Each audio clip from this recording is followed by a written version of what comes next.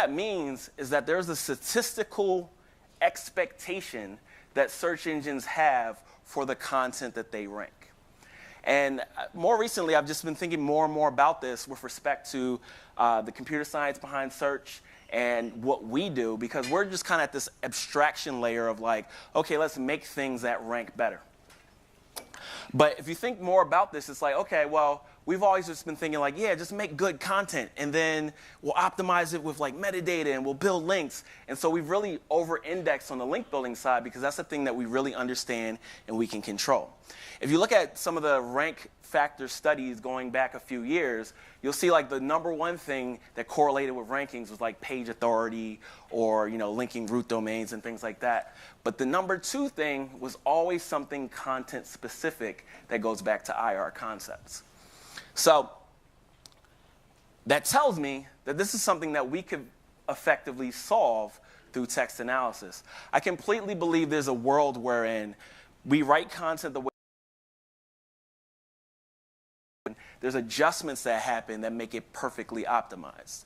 I don't know that we necessarily have that, like there isn't a tool for that right now, but I do know that natural language generation has come very far. And I'm not saying just do like content spinning. I'm saying that this content can be reviewed by an NLG algo, and then it says, okay, let's change this word to that, and so on and so forth, until it makes sense, and then also hits those measures for what Google expects. I would encourage you guys to do semantic keyword research, especially the way that Paul.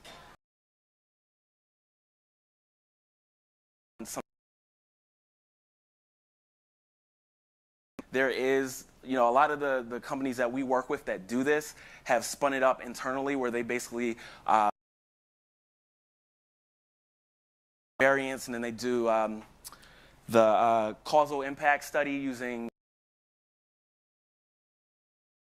R. There's no reason you can't do that yourself. Key things to think about: pages that are getting crawled the most. Clients have just been like stuff when we do these variations, because then your test is a false positive or false negative if they haven't recrawled those variants in that time. Another thing is you want to also make sure you're pulling in the right SEO metrics. Search volume and positions and such, you don't know that these are actual positive or negative results. And then automated testing.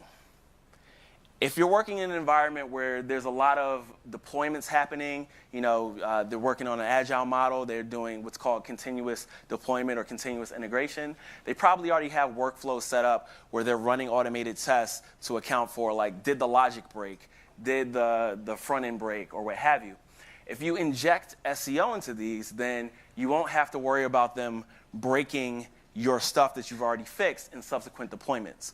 So there's three different types of tests we want to talk about. There's unit tests, there's UI tests, and then there's also functional tests. So unit tests are on a function level. So you write a function that, let's say we return copy for the page. Well, on that function, you can put some checks in place that if it doesn't return this, build test, same thing. That's when you're testing to see that when you bring things together, like let's say you're pulling your data from your APIs or your database and so on, then you can test to make sure that things are working the way that you expect. So in that case, let's say you've got a page that is being generated, and then also what you're doing when you're crawling, that's effectively what UI testing does. But again, you can set up things where you have some checks, and then if these things fail, then you can fail the build, and then things can't roll out unless people are accounting for SEO. So that's what headless Chrome is actually for. Things like Phantom.js. You bored? You okay? Okay. Things like Phantom.js, headless Chrome, and then also Selenium, they are created for this specifically, wherein you can do these types of tests and make sure that things are where you expect them to be. And if you look in the documentation, Google says, like, hey, this is why we made it. So really, this happens when you're doing what's called test-driven development. So a lot of developers just make things, put them out, and then see what happens. But there are also those more professional developers who are like, let's make sure that we're testing each component of this, so as we roll out new things, they don't break. Your role is effectively like that product manager who comes in and says, hey, here are the test cases that we want to run and account for to make sure that things don't break. So here's a couple of examples. One could be just testing for the presence of a meta description. That could be a unit test that's run on the page before it's ultimately returned from the server. It could also be one where you're checking for your internal links as a functional or integration test. So this just talks about like the steps that you would run, also what data you need to use, what the expected results are, what the actual results are, and then what happens when you pass or fail. So some of these things you may want to have fail the entire build, which means that no one can deploy further without fixing it. Some of these things you may not want to. So log file analysis, I completely agree. We absolutely need to be doing this. And if you're not doing log file analysis, you're basically just guessing. So if you're like, oh yeah, it looks like you got penalized. You don't know that. Just because you saw a visibility chart in some tool that says you dropped at the same time as an algorithm update, you don't know that you necessarily got penalized. This is what an algorithm penalty looks like. So typically, what you see is a lot of Googlebot activity. You see an uptick in traffic, and then you see a drop in traffic and also that visibility. And so the reason why I believe this is the way that it's going is because we all know that Google's leveraging machine learning pretty heavily now. And so they're using that dwell time effectively as the response variable for those models that they're building out. We also see that, see more data to reinforce that. So in this case, this client, they saw a huge bounce rate increase at the same time that they lost a ton of traffic. And then they also saw that their main competitor that got all that traffic, their bounce rate stayed pretty consistent or dropped. I want us to be doing way more and being proactive about our understanding of Google. I feel like the SEOs from like 10, 15 years ago, they're very much about testing, digging into their data, figuring out these insights so we can definitively understand how Google works. There's a great post that went up today. I told you I just did this. It went up today on SEL talking about a guy who did some spider traps just to see how Google actually reacts to different types of links. And speaking about links, again, PageRank is the measure. We don't have complete visibility in the PageRank. I mean, the paper has dramatically, or the function has dramatically changed from the original backrub paper. But nevertheless, it's still the measure that Google's using. They're not using any of these other metrics we've made up. And so really having that understanding of that is incredibly important. Dixon Jones, right before he left Majestic, wrote a great post just breaking down how PageRank works. I would encourage you to check that out. But another thing that I learned from just looking through patents and things, and this is the thing that a lot of people already knew from SEO, is that Google is looking at the text around your links. Like we know that. We know that looking in Ahrefs, they provide the text prior to it and then after it, so they leverage that pretty heavily. But they're also looking for parity about the content from both sides. And again, we can build 100,000 links and then you can rank by brute force, or you can build like 5 or 6 that has content parity and it'll work. Internal link building, like Kevin was talking about, incredibly important. We've done tests with clients that have huge sites where we've seen that the sweet spot, and it's not a hard and fast rule, but for a couple of clients, it's about 2,000 links internally built to a given page yields increases in organic search visibility.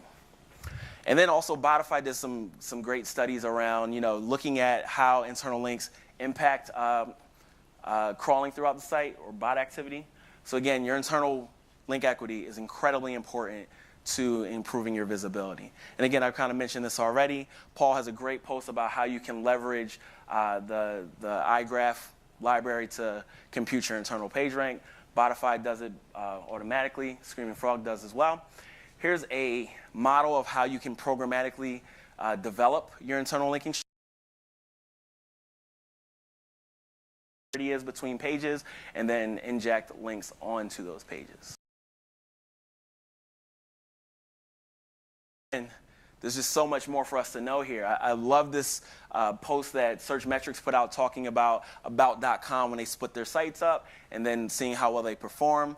And there's a post that came out recently from Keyword Hero. The tool's kind of whatever, but this post is great where they're trying to predict where Googlebot will go next. And let's talk a little bit about headless browsers. I've got about a minute left. So you should be using Puppeteer. Puppeteer is great. You can also check out Nick.js. Nick.js will allow you to switch back and forth between Phantom and Chrome. And some things to know about headless Chrome. There are ways, there's a lot of cool things you can do with it. One, you can intercept network requests. So here's an example of, clicking the download button on LinkedIn, and then you can basically save that file however you want. There's a lot of use cases here, but I don't want to tell you black hat things. A lot of things you can do. Also, make sure that you're setting a default language. Make sure that you are setting a custom WebGL vendor and renderer and a default size for broken images, because otherwise you can detect headless Chrome. So wrapping it up, I think really technical SEO is largely about us being curious. You can define it by being, oh, you do this or you do that and so on, fine. But I think it's largely about us being comfortable saying, hey, I want to try this out and figure out how that works for SEO. And then you beat EvaCorp. That's great. So I'm from a company called iPullRank. That's our CEO. That's also our CEO. My name is Mike King. I'm a recovering big agency guy, full stack developer, full stack marketer. We do all these things. We got a guide, Machine Learning for Marketers, that you should check out. And shout out to the Eagles for winning the Super Bowl. And that's all I got.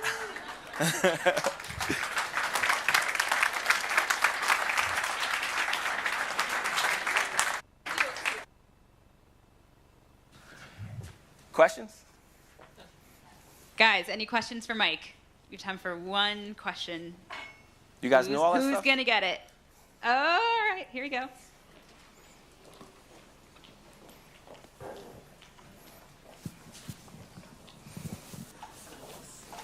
Right, here I come. There's no question from Jared? I was hoping he was going to troll me in real life. Don't let me be the only one asking. If other people have questions, I'm happy to turn the mic over. I want to follow up with you about the natural language processing and you believing that that's the future of content creation. Kind of the premise of it that you've stated is that there's a standard set of vocabulary used within any corpus of information, and that if we can understand what that corpus is and the distribution of vocabulary within it, then we can take things that we've written naturally, compare it to what the corpus expects, which is what the search engine expects, and adjust what we've written to match that corpus. Correct? Yes. If that's the case, though, don't you end up always creating new content that should have new distributions of the vocabulary potentially and altering them to match the old distributions? Aren't you slowing down the evolution of what would otherwise be the way that the rest of the market is talking about whatever given subject or corpus of information you're working in? Don't you always end up creating content that's compared to a lagging set of indicators as opposed to creating a leading set of indicators? I mean, don't we do that inherently by doing keyword research first? That's fair. No, it's 100% accurate. Well done. The broader question maybe that I'm asking is, how do you avoid the pitfalls of automating large pitfalls there? And I worry about advice being given like that as just kind of a blanket, here's a silver bullet, to be looking out for to make sure they're doing it the right way. Sure. I mean, I still think that, users first. Like, we're talking about technical SEO, so we're talking about the minutia of things, right? Like, I still think you shouldn't be publishing content unless it's awesome. I'm just saying that natural language generation gives us, like, another layer of editing to help us get more towards what search engines expect. But if ultimately, you run it through a tool like that and it's trash, then don't put it out, right? Like, you should still be thinking about, like, what does the brand want to put out there? What are we trying to ultimately say? How are we trying to convey this to people? I look at it like this. Like, we follow this concept that I like to call the poetry of SEO, right? So think about a haiku. Haikus have 5 syllables, 7 syllables, 5 syllables.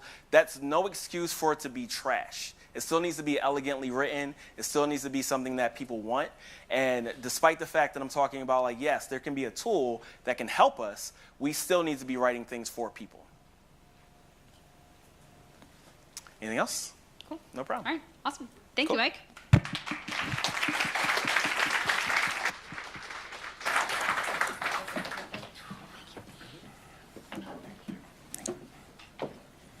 All right. So I have good news and bad news. Bad news is that our next presenter is also an Eagles fan, which is tough. Yeah, still a bit of a sore subject after last year. Our next presenter is Frank Vitovich, and last year at Tech Boost, he predicted that the Eagles might win the Super Bowl, and still definitely a sore subject here, but we won't hold it against him. We love Frank. He's near and dear to our hearts at Catalyst. He's part of the All-Star team at Spotify, and he has a great presentation planned for everyone today. So, Frank, join me on stage. Sweet. Cool. Do I just talk? Is it on? Yep. All right, this is on? Yep. You guys can hear me? Okay, wow. So I didn't realize there was a table up here I was supposed to be sitting at all day, so this is the first time I'm looking out. There are a lot of people in this room.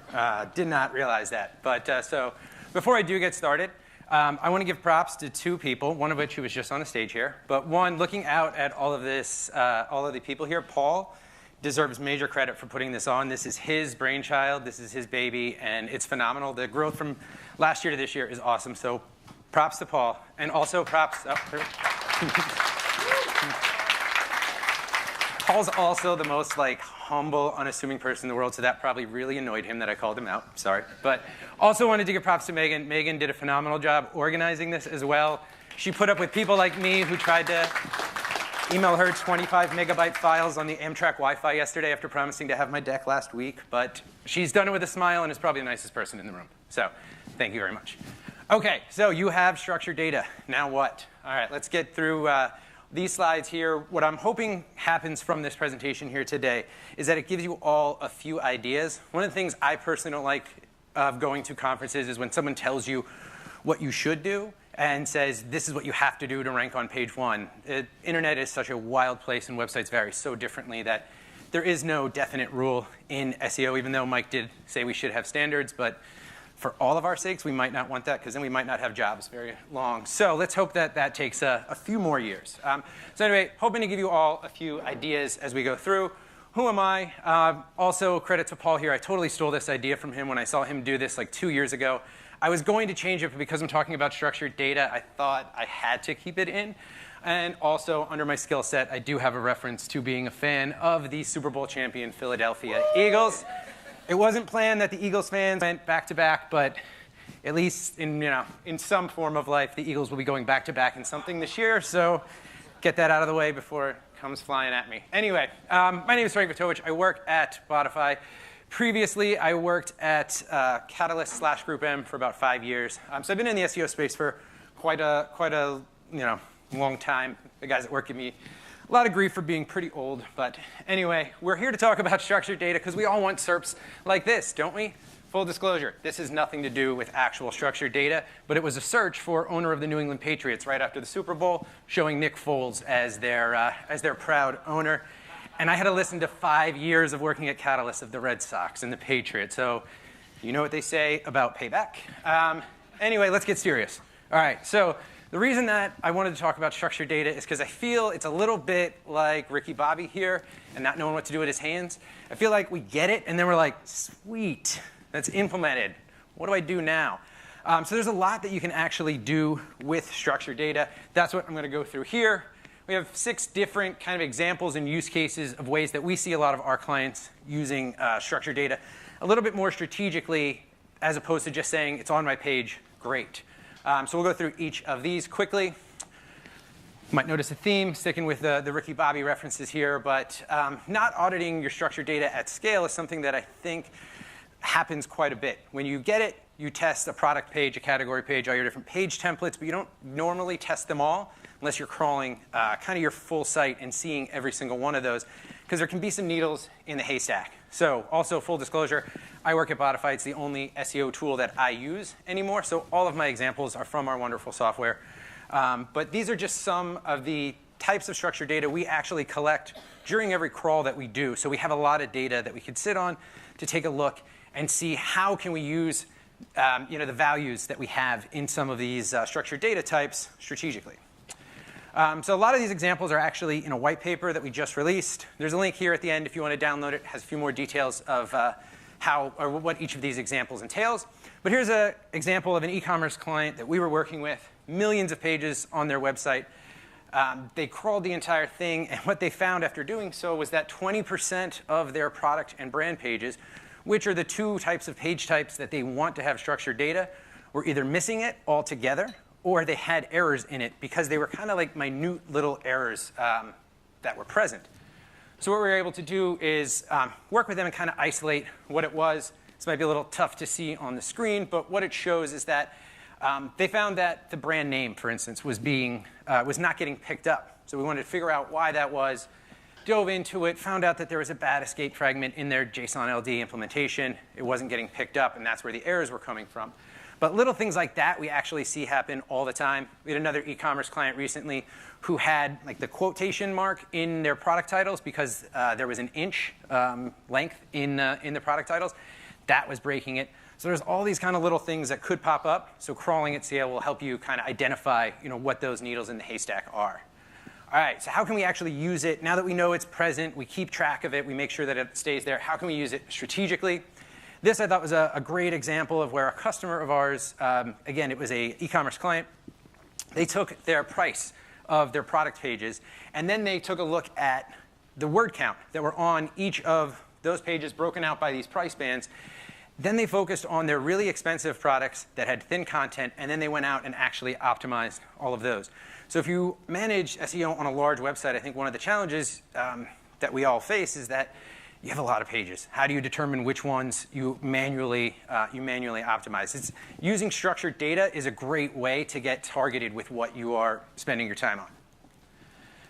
Another one example here where we had a customer that had a lot of product pages that had a lot of reviews. So these were popular products. They actually had some conflicting signals on them.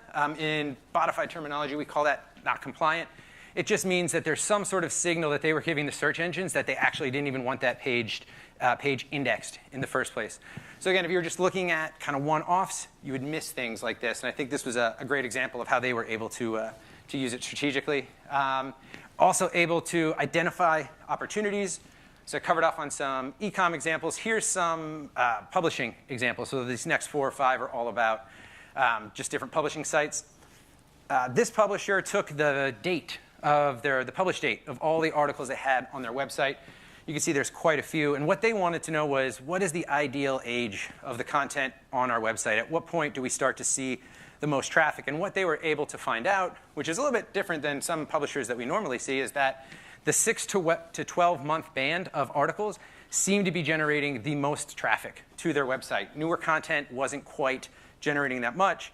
So what they did was now they took all of the articles in that band, and that could be, again, if you're looking at your site, that could be 9 to 12 months. It could be 1 to 3. Just it really depends on your actual data.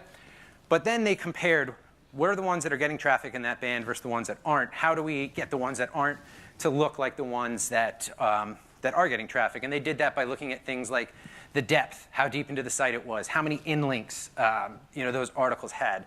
And now they had their strategic set of pages for them to jump into. Actually, I forgot. This is another e-commerce example.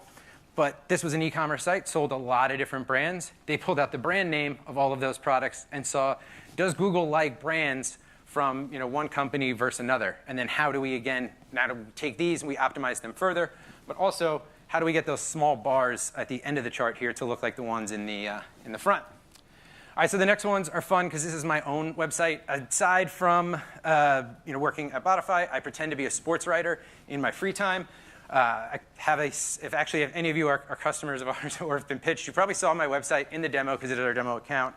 But it's a Notre Dame football website, or I should say the undefeated Notre Dame Fighting Irish. But it's been a good year for sports for me. And what I did with my site was I pulled out the author name. And I wanted to see, because we actually pay people to write for the site, is anybody writing thinner articles than others? And does that actually impact the SEO performance of those articles?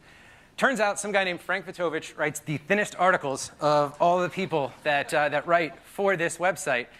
And at first I was like, well, OK, that's fine. But does this actually impact any performance? Like, is the fact that some of my articles, or almost 20% of them, are being under 1,000 words, does that impact performance? What I did was I combined my author date, or my author name here, along with my rankings from Google Search Console to see what's the distribution of those URLs based on position. And it was pretty clear. when I looked at it that 25% of the URLs in position 1 had less than 1,000 words. And then as you got to the far end, which is position 10, 46% had less than 1,000 words. So a pretty clear indicator that I need to be writing longer articles when I'm publishing to that website. But just kind of an interesting way, again, mashing up data sources and some values that maybe you hadn't been looking at in the past. Crawl frequency correlations here. I couldn't really find a good Talladega Nights image for this. So when I said crawl frequency correlations, I was like, that would probably confuse Cal Naughton Jr., so we went with that. But this is from a study that we did with Merkle, actually earlier this year, where we looked at a data set across a number of websites to find some, or to test some SEO theories. In this case, we wanted to know, do star ratings impact how frequently Google is crawling the product pages on websites? So what you're looking at here from left to right is 0 to 1 star, all the way up to 5 stars.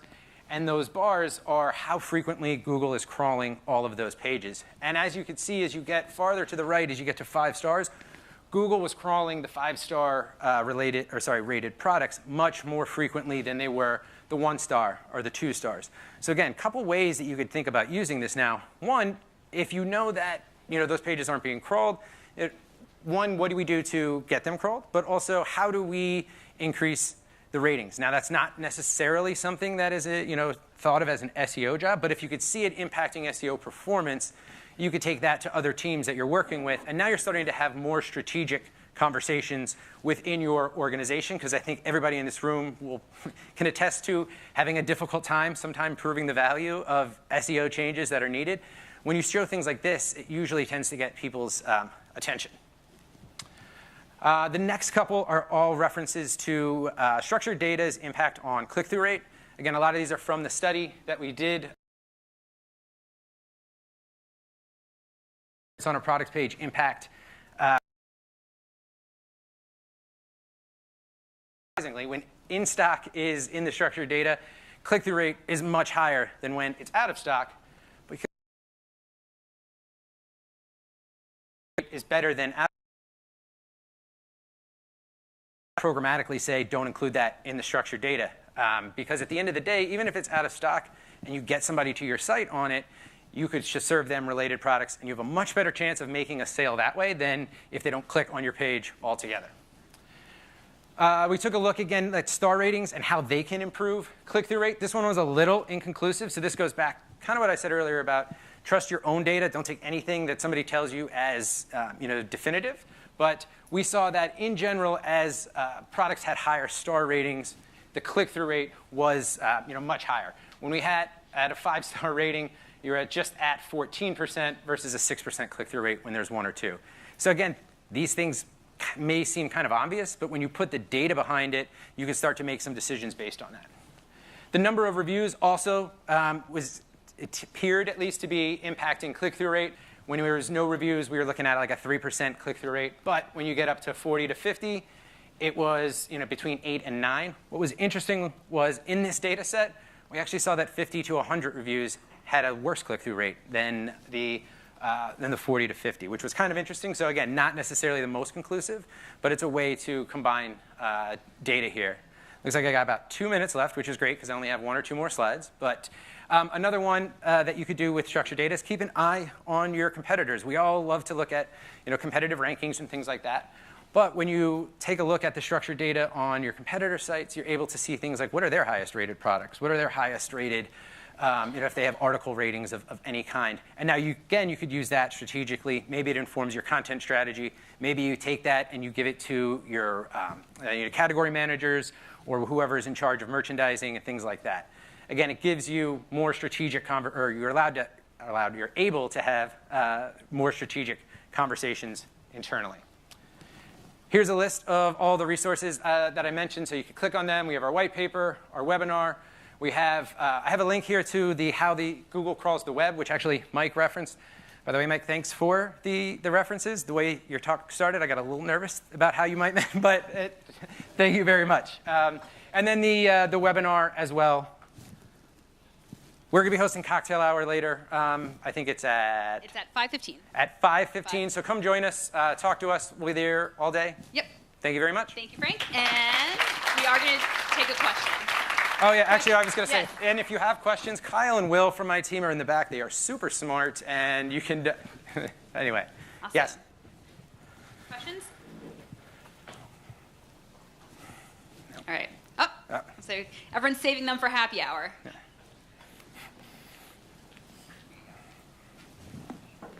So the question actually is really based on how Google views different industry types. I work with a client who's definitely been whacked by the Fred update, Yep. and they lost all their featured snippets, right? Mm-hmm. So basically,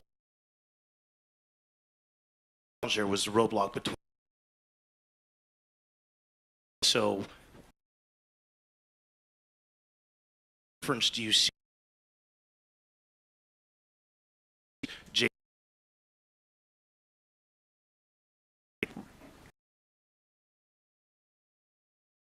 Two. We focus necessarily. I don't have a great, too much insight into, if a table versus using CSS styling gives you that view in the snippets. Cool. Thank you, Frank. No problem.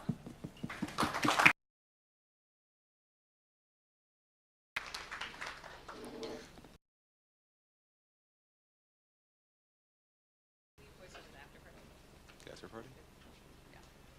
Yes.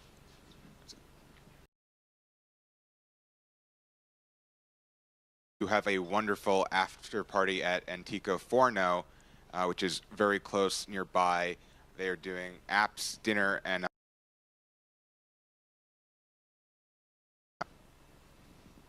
thanks, conductor.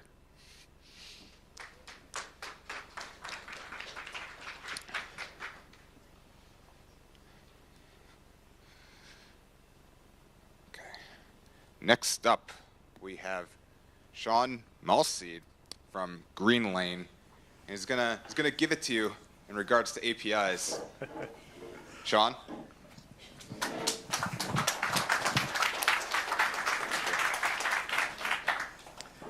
Hello, can you hear me? Yeah. Awesome. My name's Sean. I'm from Green Lane Search Marketing in Philadelphia, and I hate to disappoint you, but I'm also an Eagles fan. We're everywhere. Today I'm going to be talking about APIs and actually how undocumented API helped us solve a pretty big problem for a client. And also became very popular. Ways that people come across Green Lane for technical SEO. A little about me. There for about 4 years. Business, and I did some consulting. In Rush for a number of years. I was actually in charge of API integrations with clients there. I'm not a professional developer by any stretch, but I like to think of myself as an extreme amateur developer, or maybe better phrased as knows enough to be dangerous professionally.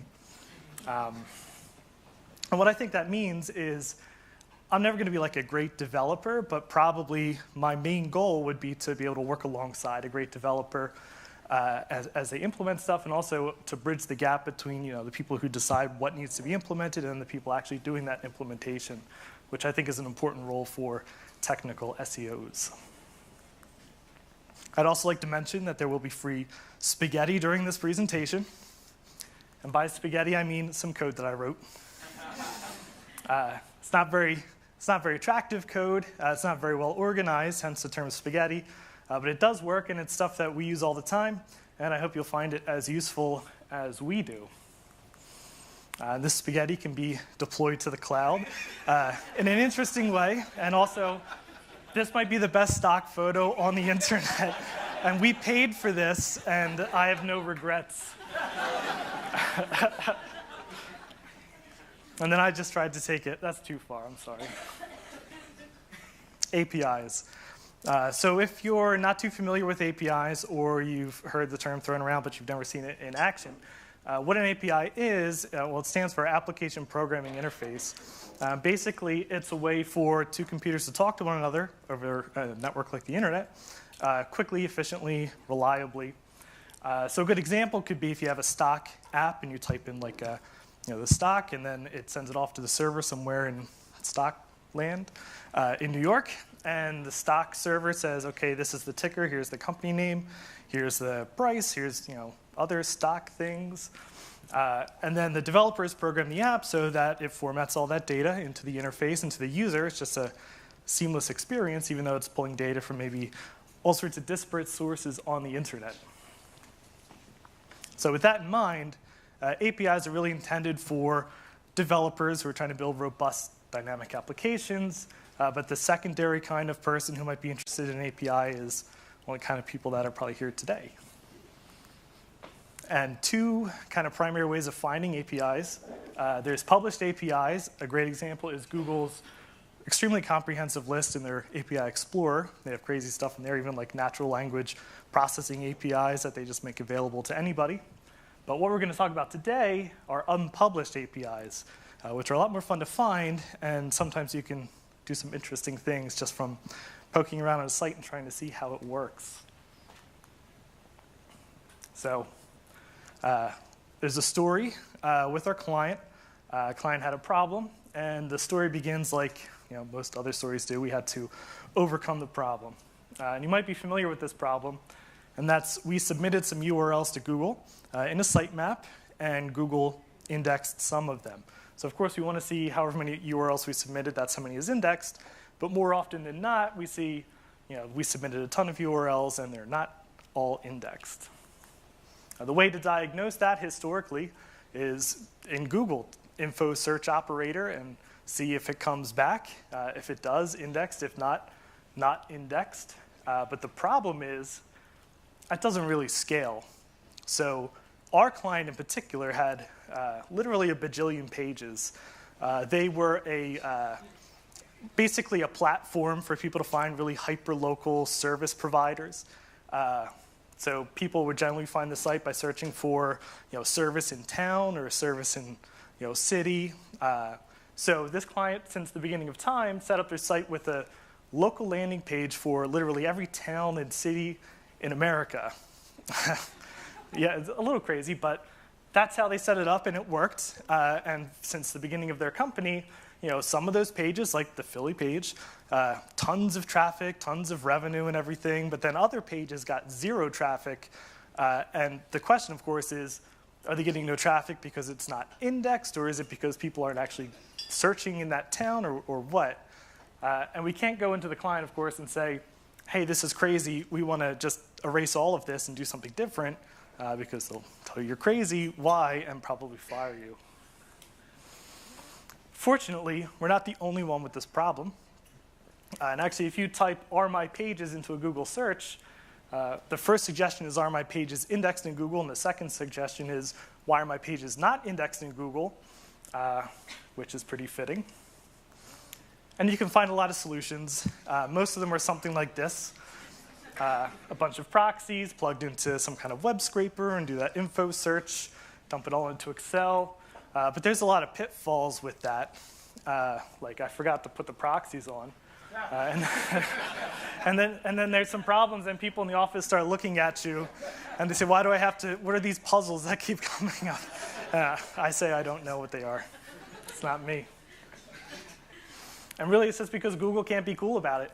I mean, they kind of taunt you with exactly how many URLs they've indexed and exactly how many URLs you sent them. But if you say which ones are indexed, figure it out yourself. So that's really frustrating. And when things are frustrating and kind of tedious, my initial response is to just ignore it and procrastinate. So I think maybe the best suggestion I'm going to give today is my top tip for procrastination, which I found to be really successful. And that's if you're just going to click around randomly on the internet, do it with Chrome Developer Tools open, and especially with the XHR tab under Network Requests, because that looks like you're doing something. If somebody walks by your desk and they see all this stuff on the side flying around, They're going to say this guy's doing something. I'm not going to interrupt them. And you can get away with the whole day like this. It's really awesome. But you can also get a little bit of production out of doing this. So in this case here, I'm procrastinating and I'm playing with Google search. I'm searching for skateboards to buy, whatever. I'm old. But if we look in network requests under XHR, we see that actually every time you type a letter into the search box, it's making an API call to somewhere in the Google mothership, and it's coming back with the suggestions. Which is actually crazy if you think about it, because everybody talks about how many searches does Google handle worldwide every second, but it's actually how many times does somebody push a key in the search box every second worldwide. And for every time somebody pushes one letter, it sends something up to the mothership that does some complicated logic to figure out what they think you might be searching for. And that's kind of an intense amount of computer power. But we don't really care about that. What's more interesting is looking inside the API, and we can see it's actually just a very simple list of the suggest keywords for whatever you're trying to search. So that can be kind of helpful. This trick works on lots of websites. Another place you might like to procrastinate is Wikipedia. There's kind of a new feature on Wikipedia. When you hover over a link to another article, it pops up a nice little box with an excerpt and a nice picture. But if you look in network requests when you're doing that, you can see it's actually making an API call every time you hover over one of the links. And if you look inside the API call, there's some interesting information in the response, such as the kind of categories that it's in, links to other APIs that have things like the full text of the article in plain text and the full HTML source. And that's pretty neat stuff. And then if you go to the API URL directly, we can actually access that information directly in a browser. So when you can access information directly, you can basically do anything with it.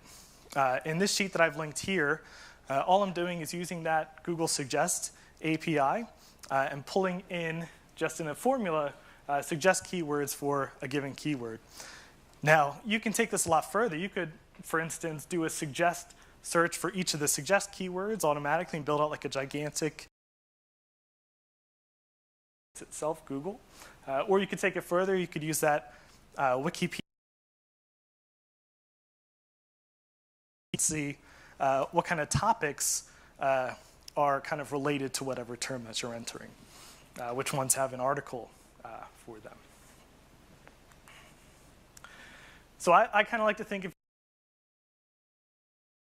pops up or slides across or whatever. And if so, there's a good chance you can kind of. So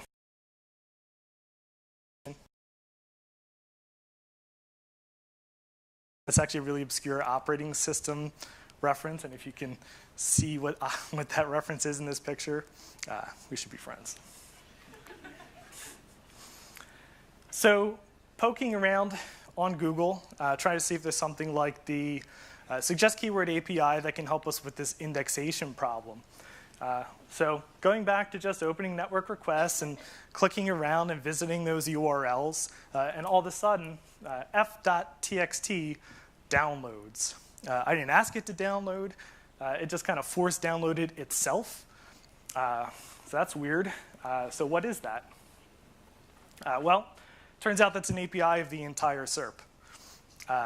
So that could be pretty useful in our situation.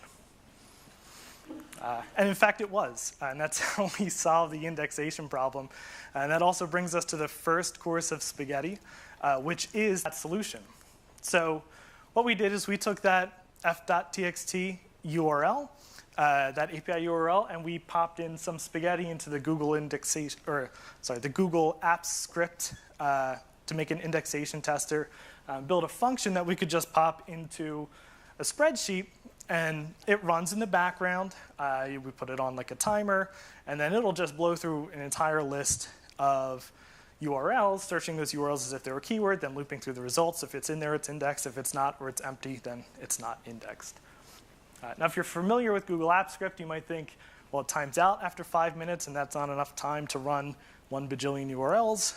But there is something called triggers in Google Apps Script, which is basically makes it like a cron job or like AWS Lambda function or something, and it'll just run forever in Google's cloud or until you delete that trigger. Another question you might have is, well, if I'm just running all these URLs in the background automatically, am I going to just blow up my IP address? Well, the other interesting thing about doing this stuff from inside Google Apps Script or Docs is that it doesn't actually, the request doesn't come from your IP address. The request actually comes from inside Google's cloud.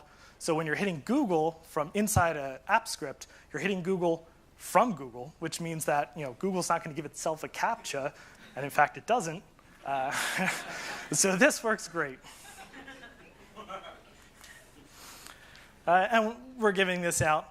So we packaged it into an SEO tool, gave it out, became pretty popular. A lot of people have seen it. The version that we released is kind of watered down. The reason being is that our internal version does batches of URLs because it's a lot faster, but it doesn't provide obvious immediate feedback. So you click the button and it runs for a while and people say, oh, this isn't working, and they leave. So we made a version that does each URL one at a time so people can see that feedback. It's a lot more user-friendly, but it's also a lot slower. So for us today, this is our internal version. This runs in the background, and actually it has a start button. You click it, it automatically generates that trigger, and it'll just run in the background until it's finished your list of URLs and then delete the trigger. You don't even have to keep the tab open. You can close it, log out of Google, throw a computer away, whatever, and this will just run forever until it's finished. So this is something we use all the time at Green Lane, and I hope that you guys will find it useful as well. So what else can we do with it? So one thing that we thought is, what if we play with the parameters in the API URL a little bit? So the top 100 search results, SERP tracker. So this is something we use all the time. All it does is every day it makes a new column in the sheet, top until the end of time, or it runs out of how. But this is really helpful, of course, if you want to track minor SERP fluctuations, or you want to see somebody publishes articles frequently, how quickly are they watch that daily SERP fluctuation. As the indexation tool manually, it's pretty there and forget.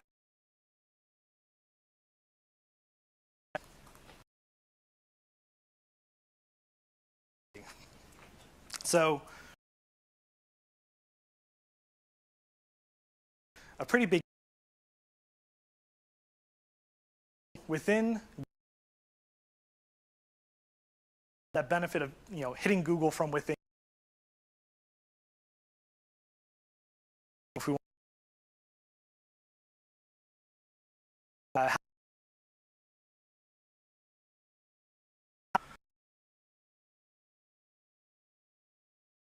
and wrap it in our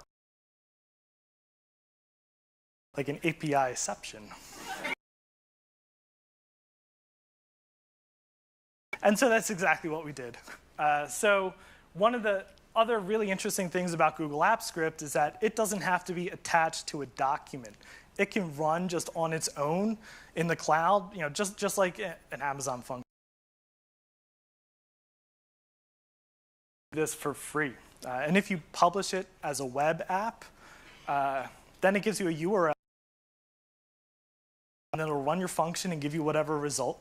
And that works exactly like an API that you just literally built in Google Apps Script. That is something called cross-origin request sharing. If you've never heard of that, that is build something that on Google. Chrome is going to yell at you and say, no, around that is to not use cores and instead script. There's a little function called JSONP that takes all the results, pops it into just a JSONP format, takes jQuery's JSONP functionality, returns the callback just as expected, and then you can be your own stuff. All of you really talked about it. So this version of it is a script that does the top 100 search results, and you give it a domain and a keyword, or a URL and a keyword, and it gives you back the rank, and it works extremely quickly because it's getting that from Google, to Google, and then just pulling that result down through this kind of wrapper code. And then you can use it to do basically anything. Like you could build like a whole back end out of it, basically. And as a this site just built in Ember.js. It's pretty simple, but it hits that Google App Script API, and it has some additional error handling, and then a nice export function. And we've been able to run thousands of keywords through it at a time, and it comes back extremely quickly. So it seems to work fine, and it's pretty fun. So that's everything I have. So in case you see this later, here's all the links that we used. Thank you very much. Thank you.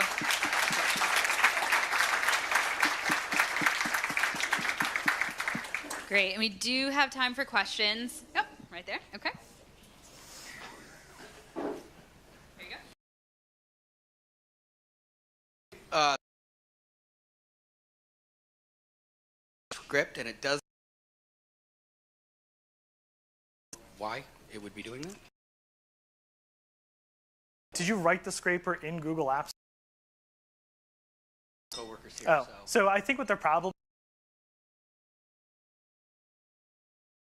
right? So this is that internal.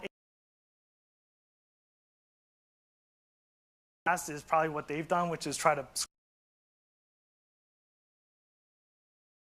does give captchas, I think, to Google Apps Script.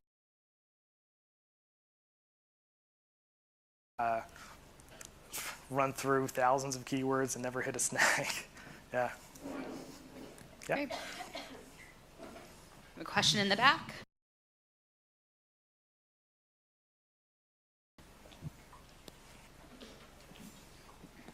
That was really cool, Sean.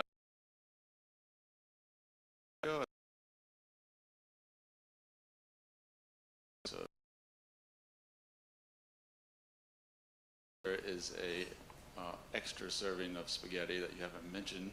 I play in National Legion, so I might have seen the indexation to more of those. Specifically, because we never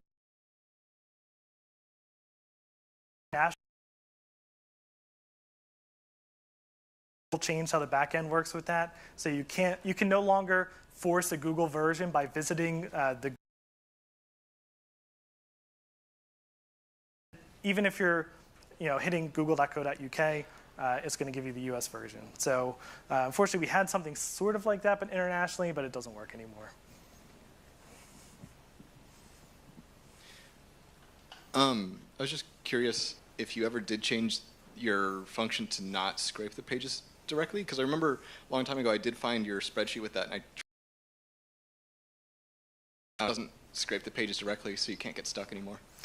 Yeah, some of the original versions that we had of this, they did get stuck after a while, and it wasn't due to the way it scraped. It was because of just error handling in that API wrapper script. So sometimes we get a weird version of the SERP, and that would fail.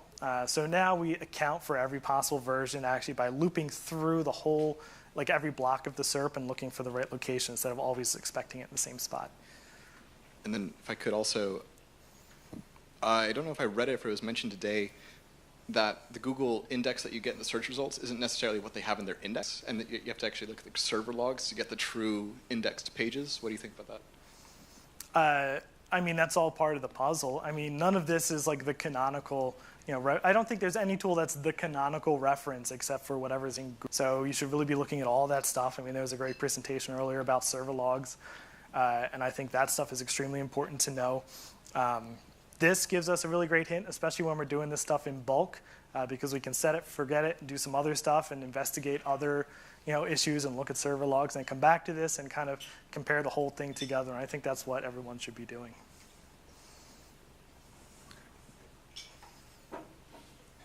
Hey, Sean. Right here. Hey. Hey. So I think a lot of us have played this game before with Google Sheets, and we can hit a Google undocumented API from Google's own internal IP address.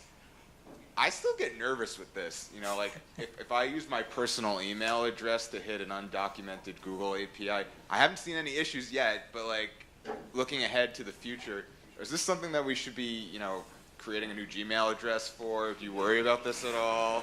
All right. Well, so for example, on that real keyword, because who knows if somebody's going to come on there and just that doesn't happen, but whatever. Like what they tweeted at me, scraping the search, the search result page. We found, it's fine.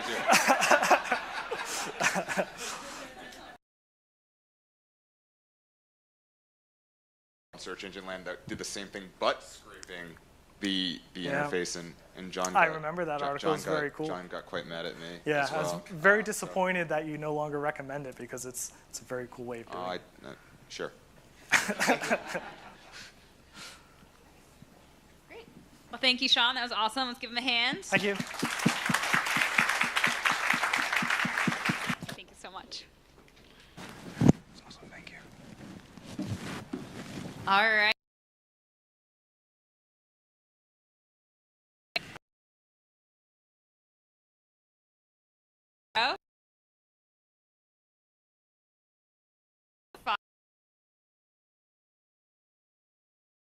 For everyone at Catalyst. Innovation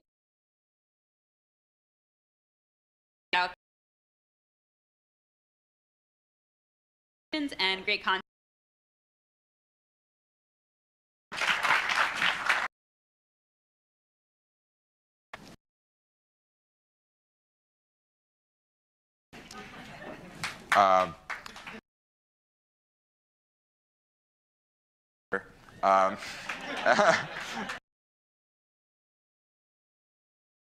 So I'm not going to mention them. Okay, so by the way, this is going to be way simpler than everything that you've heard today. I want to get dirty with programming, a little bit interested in basics of computer programming. That's me. I'll skip that. TechSEO.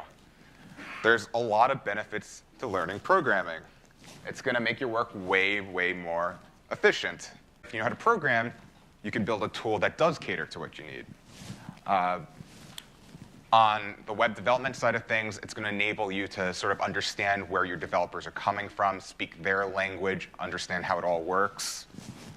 And this I do want to drive home, and this is somewhat, don't take this the wrong way, but computer programming is becoming a piece of basic literacy. You have children in elementary school learning how to program. These people are going to enter the workforce. If you don't know how to program or don't have any concept of computer programming, you might have a trouble with your job in the future. That's if the robots don't come and take over. So There's also this. There's this concept that computer programming is really, really hard.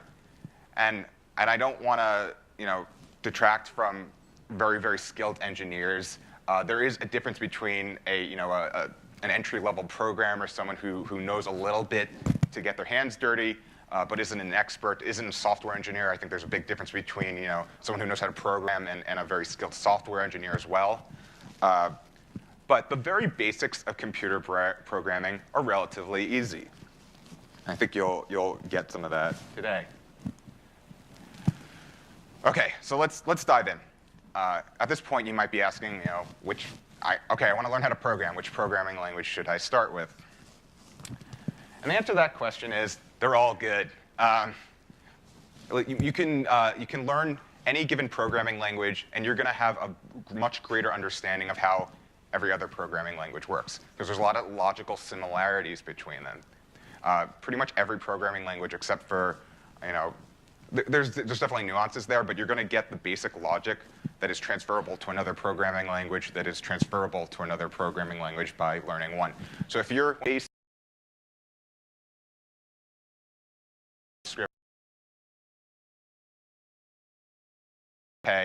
you're at a point in which your programming knowledge is still valuable.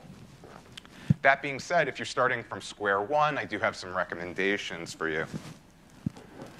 Number one, if you're interested a little bit in web development, JavaScript. If you're interested in data analysis, Python.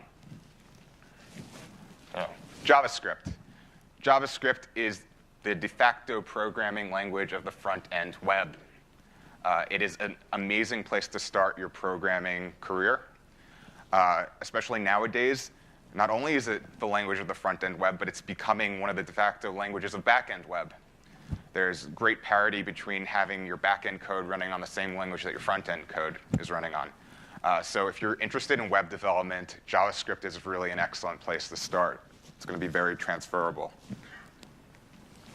Now, if you're interested in more data analysis work, I'm going to recommend Python. There's amazingly robust libraries that help with data analysis in Python. Opening up a Jupyter notebook and being able to dig into some of those things like Brittany Muller shared on Google Colab, which is Google's interface to Jupyter notebooks, is a very, very rewarding experience, and you can get a lot done using Python. R is also really good for that. I find Python to be a little bit more robust nowadays with Python. Step one, you're gonna need to download Python. You go to python.org, you download Python. Easy. Step two, and also, I should mention this. If you're really interested on the data analysis portion of Python, especially if you're running Windows, I recommend getting the Anaconda's distribution of Python. It's going to make your life a lot easier. It comes pre-built with a lot of libraries and tools to make the data analysis aspect of Python a little bit easier. Step two, and this is true of many programming languages, you're going to need a code editor, a text editor. Python is an interpreted programming language, which means you're just running a text script through that interpreter. So all you really need is a text editor. You don't need like a complicated IDE or anything of the sort. So depending on what your preferences are, what operating system, here's a bunch of options for you. I tend to use Atom nowadays, but these are all good. It's a matter of preference. OK, on to the basics. And we'll use Python as an example. Unfortunately, there's not enough time to run through JavaScript. But I think, again, a lot of this will be transferable. Step one, you got to open a text editor. Step two, we're going to create what is the simplest computer program in every world. You enter the code.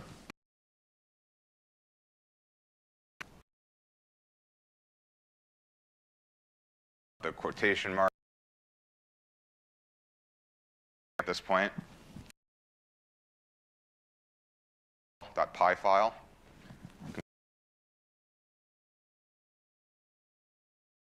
You've already installed Python. You type Python, hello.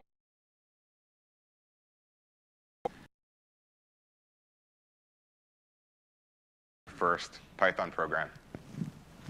Hard stuff, right?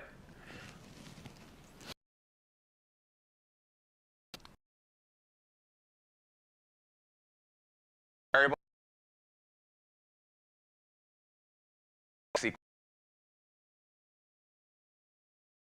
and the really important in computer programming. You can assign value, which is a value that is either true or false, or it could be some sort of array, or in Python that would be like a list or a tuple.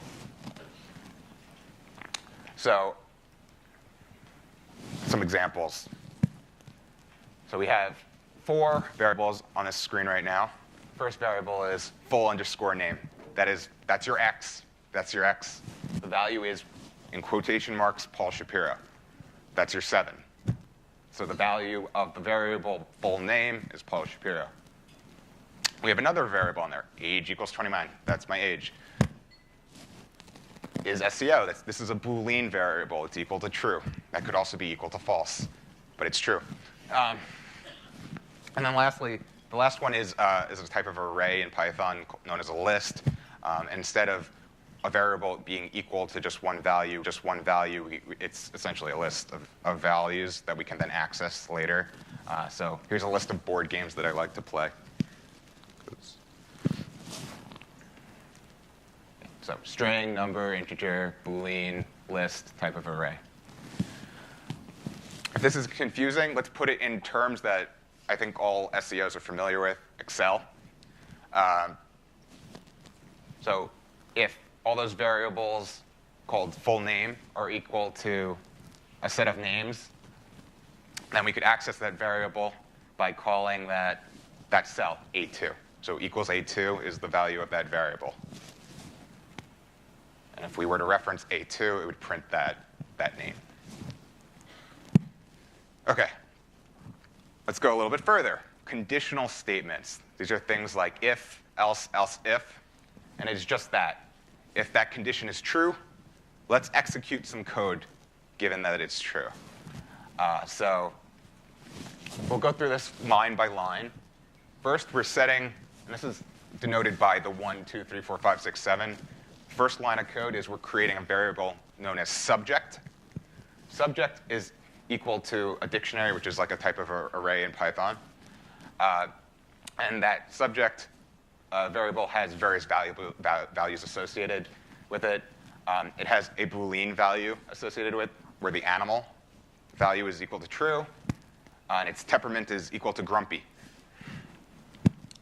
Then we create our conditional statement. And now this is just very logical. This is almost like English vocabulary.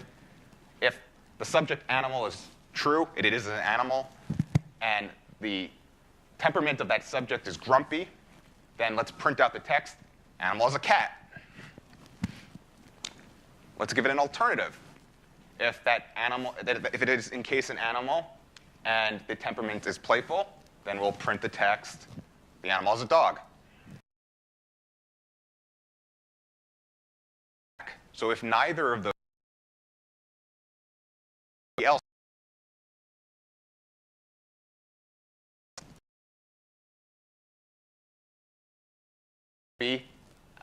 and is an animal, we in fact know that this program will print out that it's a grumpy cat. OK. And in terms of Excel, this should be familiar. If statements are a function in Excel. You can do an if statement in Excel. It's the same thing, except we're referencing variables, and we can do more complex things with this. So we have a series of animals. We determine if they are an animal or not, true or false. And we give them the temperament. If the temperament is true, if B2 is true, and C2 is grumpy, print cat, else print something else. Loops. OK. This is all going to come together in the end, I promise. We're doing this one at a time. There's 2 basic types of loops. There's a while loop and a for loop. And a while loop, this is the logic here. We're going to loop through everything as long as the condition is true. Now, a for loop is we're going to just loop for a specified number of times. And in Python, this is a little bit it's a bit of a variant compared to some other programming languages, but it's a little bit more about iterating over a sequence, but the logic still holds true. Let's give some examples. So the while loop. We're going to create a variable. This is number 1, I. The variable name is I. We give it a value of 1. 2, we're going to initiate this while loop. We're going to say while I is less than or equal to 5. We've initiated that. So as long as I is less than or equal to 5, we're going to do something.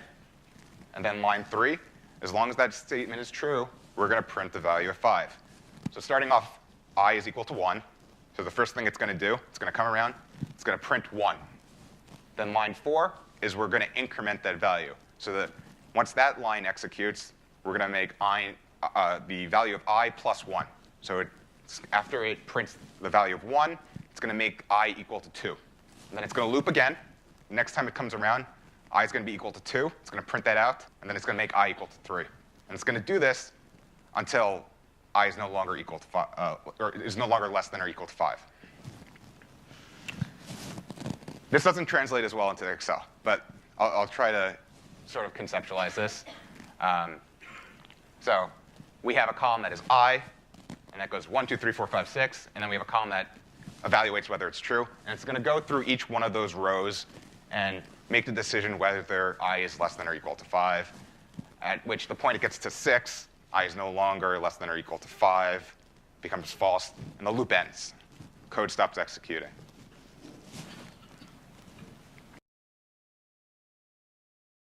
The for loop. So we're going to create a variable, and it is a list of board games. These are my 3 favorite board games right now. Play 3 days straight board gaming convention, so I'm really, really excited. OK. Spirit Island. That's line 1. Line 2. For X in board games that we can then execute within the loop. Line 3, we're going to board games. So essentially, this is going to go, there's 3 values within the Spirit Island. For each one of those, it's going to come through, loop again. It's going to print Great Western Trail. It's going to loop again. And the last time, it's going to print Spirit Island. The program's going to end. It's your for loop. Well, again, loops don't translate perfectly without using like VBA scripting in Excel, but essentially, think of row each time it's going to loop through. We have a column that is our list of board game in our. It's going to come through the first row, print out Great Western Trail, print out the last one, which is Spirit Island. Code ends. OK, functions. Functions are really, really important to making reusable code. And that's essentially what you're doing. You're making reusable code that can be passed something called a parameter, which makes it a little bit more dynamic in nature. To give a basic example, we're going to start on line 1. We're going to create a function called send email. So we're going to define send email with a parameter called address. Line 2, and this is what happens when you evaluate this function. We're just going to print the text email sent to plus that parameter. So it's going to print out the text of whatever's being sent to that function, email sent to an email address. Line 3 is actually executing that function. So we say send email with a parameter of foo@bar.com. The output of this will be email sent to foo@bar.com. And in terms of Excel, this is actually, this is everything you're doing in Excel for the most part. You're executing a function. So every time you do a VLOOKUP is a function. That is a predefined bit of code that is reusable for your day-to-day needs by the Microsoft team that put together Office. OK. This is the last programming concept I want to give you guys, and that is libraries and modules. So for the most part, you can create your own, but these are pre-made code tools that you can use and import into your existing code to expand what you're doing. There's already great things made for you to help with your programming, and you just have to leverage them. And the way these work is, you know that there's a great library out there. You look up the documentation. It adheres to all these different logics, but they really a matter of referencing. In data analysis world, and Python analysis, there's also things like NumPy. If you're doing machine learning work, there's import requests, which is that's another library. Okay. Explain a little bit. So using grep words. Thanks, Russ Joan, for providing grep words. It's a great tool for your SEOs out there. It'll provide you lots of keyword data. And the way this works is an API is essentially just a URL. You can take this endpoint, is the terminology, type it into your web browser, and you'll see the output of the API. Before you do that, you do have to provide it some data, but it's just a URL. So you need something called an API key. This is a form of authentication, similar to a password. So in a URL parameter, you're providing that password to authenticate. Say, I am the person using this API. This is my username. This is my password. And then you're feeding it a variable. In this case, it's another URL parameter of q, which will be equal to a keyword of sorts. And if you're thinking ahead a little bit, this is a variable. We're going to end up looping through this. Okay, so you take this URL, and there's an API key provided, and there's a value to that variable provided. Let's say board games is the keyword that we're looking at. You type this into your web browser, and this is the output you're going to receive. This is a format called JSON. There's several different common formats that APIs tend to output. JSON's a big one. XML is a big one. Sometimes you see things like plain text and CSV. You don't really have to worry about how to read this. You're going to build the computer program, and the computer program is going to interpret it for you. But in this case, there's a field called GMS from the grepwords API, and that is equal to the search volume. So if I type in board games, search volume, 246,000. OK, now we're going to put everything together. Let's write a piece of Python code that will loop through a list of keywords and output the search volume. Line 1, we're going to import a library called requests. Requests is a library that basically helps you execute APIs and download URLs. We're going to import another one on line 2 called JSON. JSON helps you parse JSON. Line 3, we're going to create a variable called board games. Values Gaia Project, Great Western Trail, Spirit Island. Line 4, we're going to initiate a for loop. For x in that board games variable, we're going to do a bunch of stuff. The first thing we're going to do on line 5 is we're going to create another variable. That variable is called API URL. And there's 2 parts to it. The first part is that first bit of text that is the URL, the API endpoint, with my unique API key. And then we're adding another variable to that variable called x, which is going to be the keywords from the list. So now this is looping through. The first time around, it is going to download that first URL with the first board game in the list. Then we're going to go to line 6. Requests is going to do something. It's going to create this object called R, which is the downloaded JSON. Line 7, we're going to parse that JSON using that JSON library. Again, I just looked at the documentation. It said, if you want to parse JSON, this is the format you need to use. And it's going to go ahead and parse it. Line 8, we're going to print out just that GMS field. So the end of this, it's going to go through. It's going to execute everything under 4. It's going to go through and the next board game. It's going to execute everything. It's going to go through the last board game. It's going to execute everything. And then it's going to stop. This is what it looks like. So I'll go Python, combining concepts.py, and you saw that sort of one at a time. Outputs the search volume, went through the second part of the loop, outputs the search volume, goes through the third time, outputs the search volume. 7 lines of code.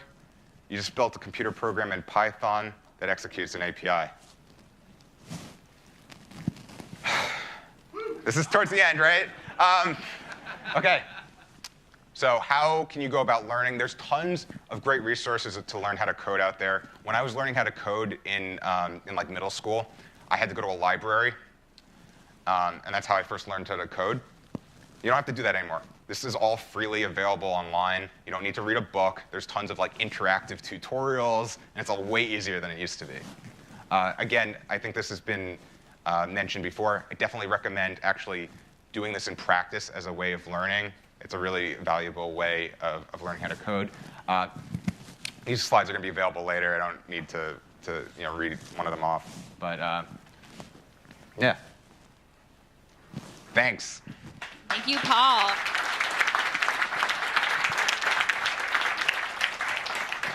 We'll do a quick. We have some time. What are you going to ask me about? I don't know, guys. What do you want to know? Who has questions for Paul? Anyone? Questions on Python, getting started?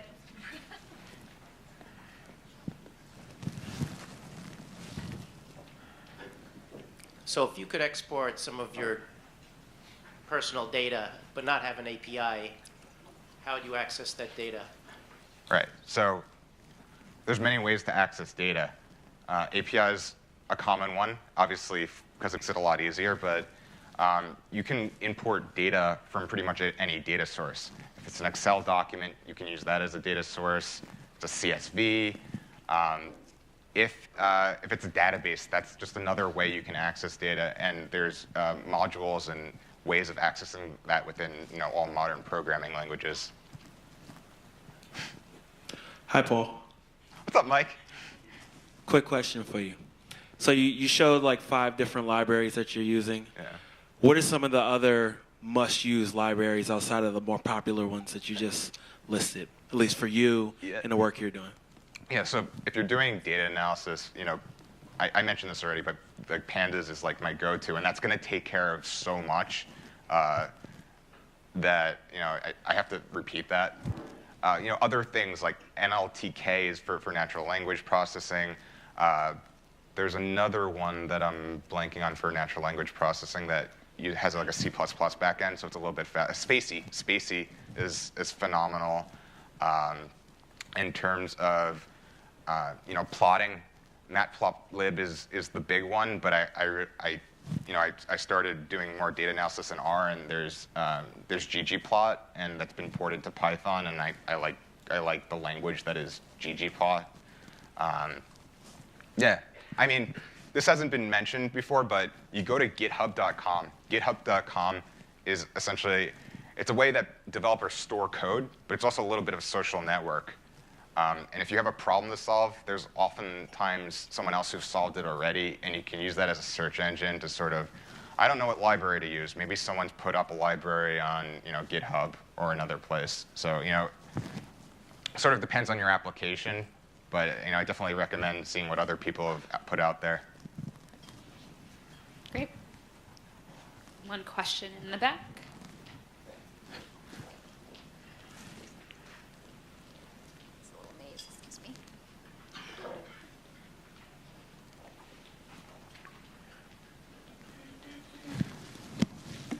Hey, Paul. Just had a quick question in terms of what you use on a daily basis or on a regular basis when you leverage a Python program that you've created. What are the most frequently used ones that you personally use?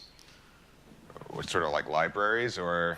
No, specifically like applications you've built with Python for your clients or personal use. So we do a lot of things with data analysis. So importing large data sets, maybe accessing our own internal database, and then doing a series of analyses on the data from those databases.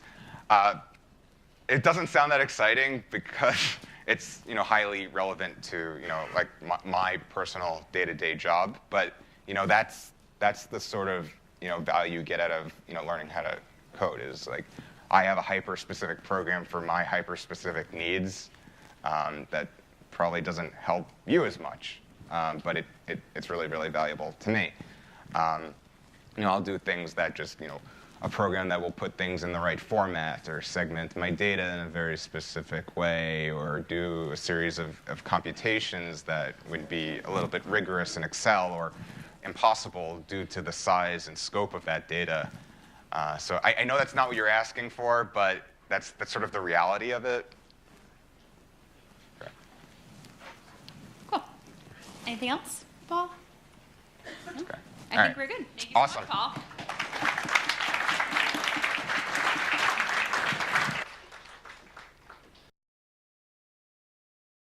Quick break, our last break of the day. 25-ish, and then we'll do our sort of last chunk of the day. We have a lot of exciting things planned for this last part of the day. So come back 3:25. See you then.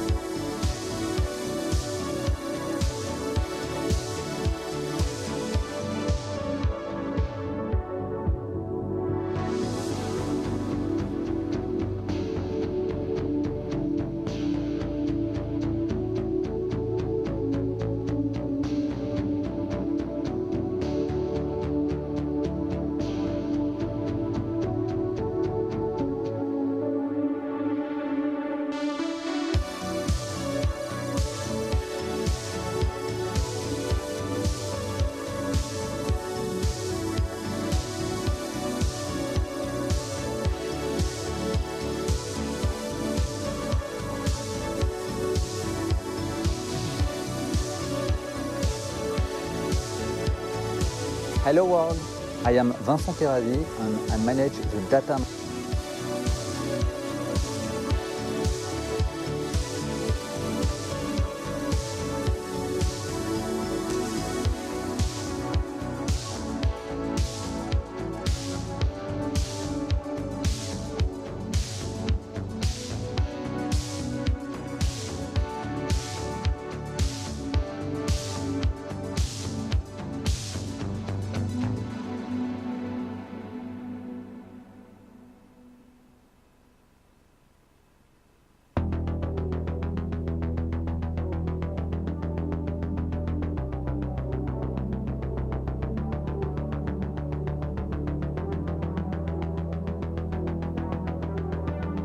Hello world, I am Vincent Terrazi and I manage the data marketing teams at OVH.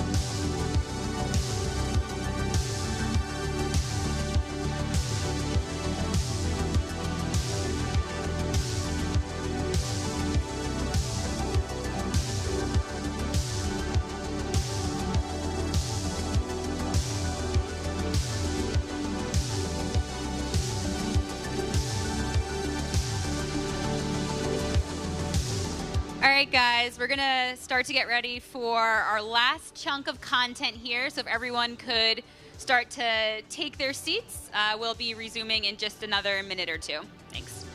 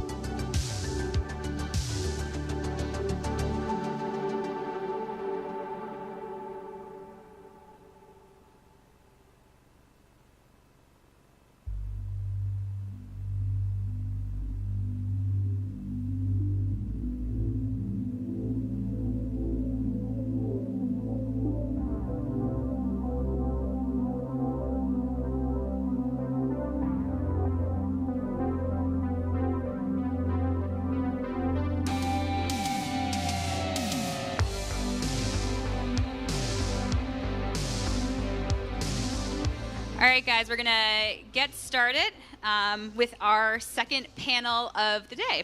Paul.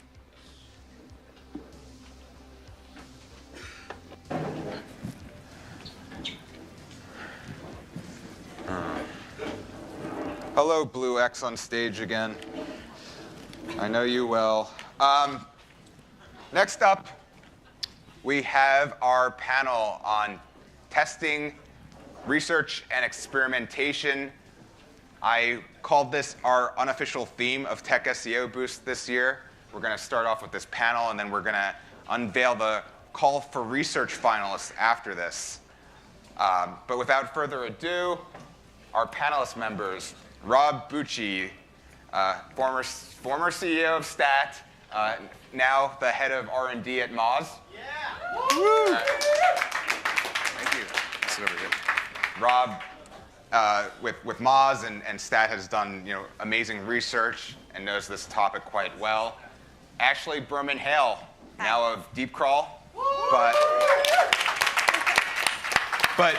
known around the web for being awesome and her great work in the SEO industry. Michael Briggs, joining us from Glasgow. Michael is the head of SEO at Skyscanner. Is that right? Yeah. Yes. Skyscanner, obviously, being a big brand, is quite well versed in testing and experimentation. Last but not least, Mike Tekula.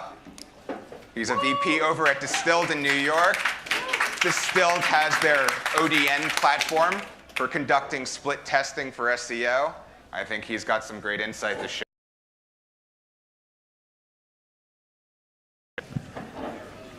If anyone wants to augment anything I said,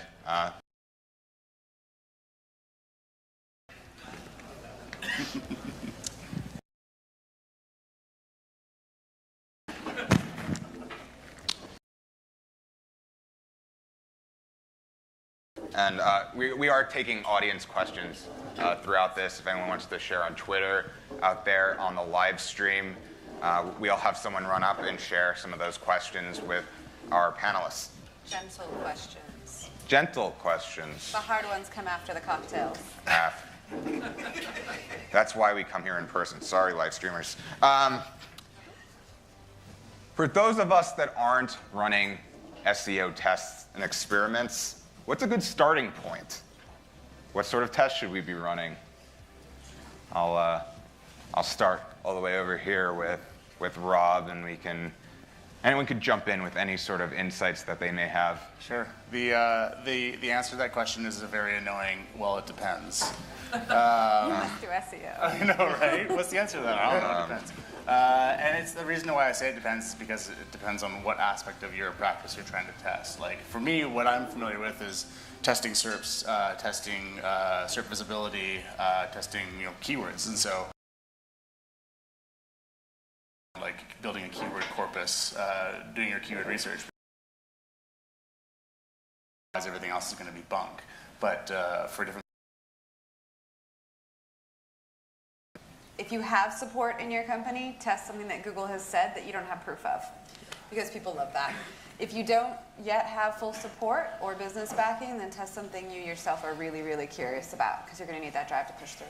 Oh, sometimes to build like that, the business getting excited, you want to test something that the business cares about, like test a revenue thing, test some money, something, right? Because people are going to get behind that. So why should we do that? Why shouldn't we just blindly accept our overlord's statements? You're setting me up, because I'm known as like the Yeah. soft fangirl for Google. Yeah, I mean, you might have some sort of association. Yeah. But Inquisitive minds Yeah. are beautiful things. Yeah, okay. So why shouldn't you trust what it said in the whiteboard Friday? Sorry, I'm using that as an example. If anybody's here. we love you, Rand. We do, but the whole industry wakes up every sort of Friday afternoon, Monday morning, depending where you are, and goes out and does what this thing says. If everyone is doing exactly the same thing, I can find a competitive advantage by experimenting. If you're running one way, I can go another way and find different ways. That gives me opportunities. I see it as being that, but that could just be the sort of reformed spammer in me. That I like the gaps. But that's that innate curiosity that drives really great work, right? Yeah, completely. We used to always focus on like trying to always this forever and always, and we realized really quickly how that was like impossible to do all the time, but also not productive. And we at some people an example, but focusing on the methodology. Or vertical, rather than like just do this thing. Yeah. For SEO, which is a little different from A/B testing from CRO, in that you can't split your audience into two groups and give one group each version of your experience. Viable for big sites, e-commerce sites are a common example. But one of the things we found is that there's title tag formulas and things like that. We've tried those same, or it's very similar formulas on other sites in different verticals and found totally different results. Or even something like on a category page, for example, if you might have some boilerplate like SEO copy on that category page, removing that, we've found mixed results, some positive tests, some null tests, some negative tests. So there's really nothing that's like a universal factor that you could take away and run with, even if you're watching an experimentation program pretty closely. You need to test for your own site. Wasn't your original question? I kind of went off. Yeah, that's the fine. I do that. But you were asking like, where do you start? Right? Yeah, where should you start? Yeah, and this was really interesting. This is an interesting topic. Like, how do you, if you could test anything, how do you decide what am I going to test today, or what am I going to test tomorrow, and how do you like stack rank your priorities of testing? Like for me, as someone who used to own a business, I would think about like I care most about testing the things that are either going to reduce cost or drive revenue. And I would start there, but that might be different for you folks. I have no business acumen. Thank God somebody pays me. So I like to start small and think about what variables I can isolate, because before I design an experiment, it's really important to me to think about how I can measure it and how I can iterate. So it may not be revenue specific, but it's... You just said something there. How can I isolate a variable? In SEO, this is something that's very, very challenging. Yeah. Hashtag impossible. How do we do a controlled experiment? Is that even possible? Yeah. So when I said isolate, I know what you meant. I'm just there's a great. So the isolation thing's always a big problem they face. I have a team of experimental scientists who do lovely CRO experiments, and then they see the way that I run experiments, and they look at me like I'm crazy. They're like, this makes no sense. This isn't the way we do things. Over the last couple of years, they've become more and more involved in what we're doing, to the extent, when I checked my laptop this morning, I had a set of engineers who'd been running experiments on sitemaps who were working with the experimental scientists to now work out what the impact of releasing 20 million URLs in the market looked like, and various things like that down to the sort of session level. So bringing the people with us as we're sort of doing things and trying to understand their language has been the sort of best way of doing things. Also the fact that Google released that library in R, that meant I could go to them and go, Google says this is okay, right? And this is like the way that we can now measure, has now meant that it's easier to get people on board. But that also helped with the democratization of experiments. It's not just SEO people who should be running experiments, but anybody who's changing anything on your front end can actually track through from editorial to images to anything. what's actually going on. So. Because it's so hard to like control those variables too, like it's impossible with the SERP. There are myriad variables, and so we could sometimes go, here's a finding and here's like 50 caveats, and it just completely undercuts the finding. We've also adopted this approach of making the research easily repeatable so that we can run it again and again and again at different times of the day, different times of the year, after different updates that may have been done, just to sort of show that there is a consistent pattern. That like it's kind of chaos in the noise, or sorry, it's finding signal in the noise by just like repeating it. Yeah, just repeating it over and over and over and over, and hopefully it's like a static finding. Yeah, and the repetition is probably quite good because we've got about, I think, about 35 domains, and there's a set of them that nobody actually manages, where I can just go and play. So I can do things like just delete whole sections off websites and see what happens. Which domains are those? DeepCrawl has a good testing There's domain certain too. markets out there that nobody actually currently owns. So got it, I can okay. do things like drop traffic by 16% and nobody knows. That's awesome. Because I deleted whole sections off the footer links and various stuff. Yeah, it's always good. Just don't get caught, right? I really hope nobody from work's watching this. They're not going to start working at the domains I've been breaking recently. What? It's fine. And the nature of SEO is that no one's watching. All right, so Mike, given that Distilled operates a platform dedicated for split testing, I was wondering if you had any sort of insights there in terms of controlling variables, or what's the methodology that how we should be thinking about operating, an SEO experiment? Sure. So given that you have to split your pages into groups and deploy your variable or your hypothesis to one group, it doesn't make sense to just control your control versus your variant performance in real time. It's best to build a model, and this is where causal impact or Bayesian inference is pretty handy, but to build a model for how those pages would have performed had you done nothing and compare your actual performance to that model. Which for most people that have kind of tinkered with CRO, that's another level of statistical analysis that maybe is beyond the average practitioner. But with causal impact, you can get, I would say it's not a perfectly controlled experiment, and you're still operating in kind of a confidence interval, or you have a percentage of confidence. But yeah, causal impact can help you kind of suss out some of the noise and other things that can go on when you're running a split test across multiple pages. It's like AA testing. Yeah, I guess you can put it that way. Yeah. Huh. Okay. Like Alcoholics Anonymous. In CRO world, that's what they call it, AA testing. I'm just a daffy lad from Scotland. All right. To separate, also we've been talking about experimentation, but there's also SEO research, and that's more of the lines of the type of things that Rob has done and has focused on. So in terms of research, what do you need to start doing research in the SEO space? So just focusing on the domain which I'm comfortable in, so I don't sound like an idiot. When it starts with your queries, right? And you want to make sure that you remove as much bias from your queries as possible. The easiest way to do that is to go really big, like pick 1 million keywords, because you're not going to be humanly able, with your monkey brain, to put bias into 1 million queries. There's too many queries, and we like to create novel aggregations of these queries. So you're going to have like 1 million queries, but then you're going to slice it in like 1,000 different ways. These queries all have a certain number of words in them. These queries all deal with a certain intent or on a certain topic. These queries have a search volume of 50 to 100, and those ones are 100 to 1,000, and those ones are 1,000 to 5,000. These queries have this section of the site ranking for them, and these queries have that section of the site ranking for them. So when you actually gather all those SERPs, you can then fall back on all those segments to be able to start to find a pattern, right? Like you have to do that first before you actually go and gather the data, because you might have 1,000 keywords that are actually in 5 different segments, because it has 500 search volume as that part of the site, and that allows you to retroactively pull insights out that you might not have been able to predict. So that query research, segmentation for novel aggregations of queries is crucial to the kind of research we do. So if we broke that down, you need a lot of data. Yeah. And you need a way of segmenting that data. Yeah, basically. It's so much more eloquent. Oh. It is. I'm going to take even a further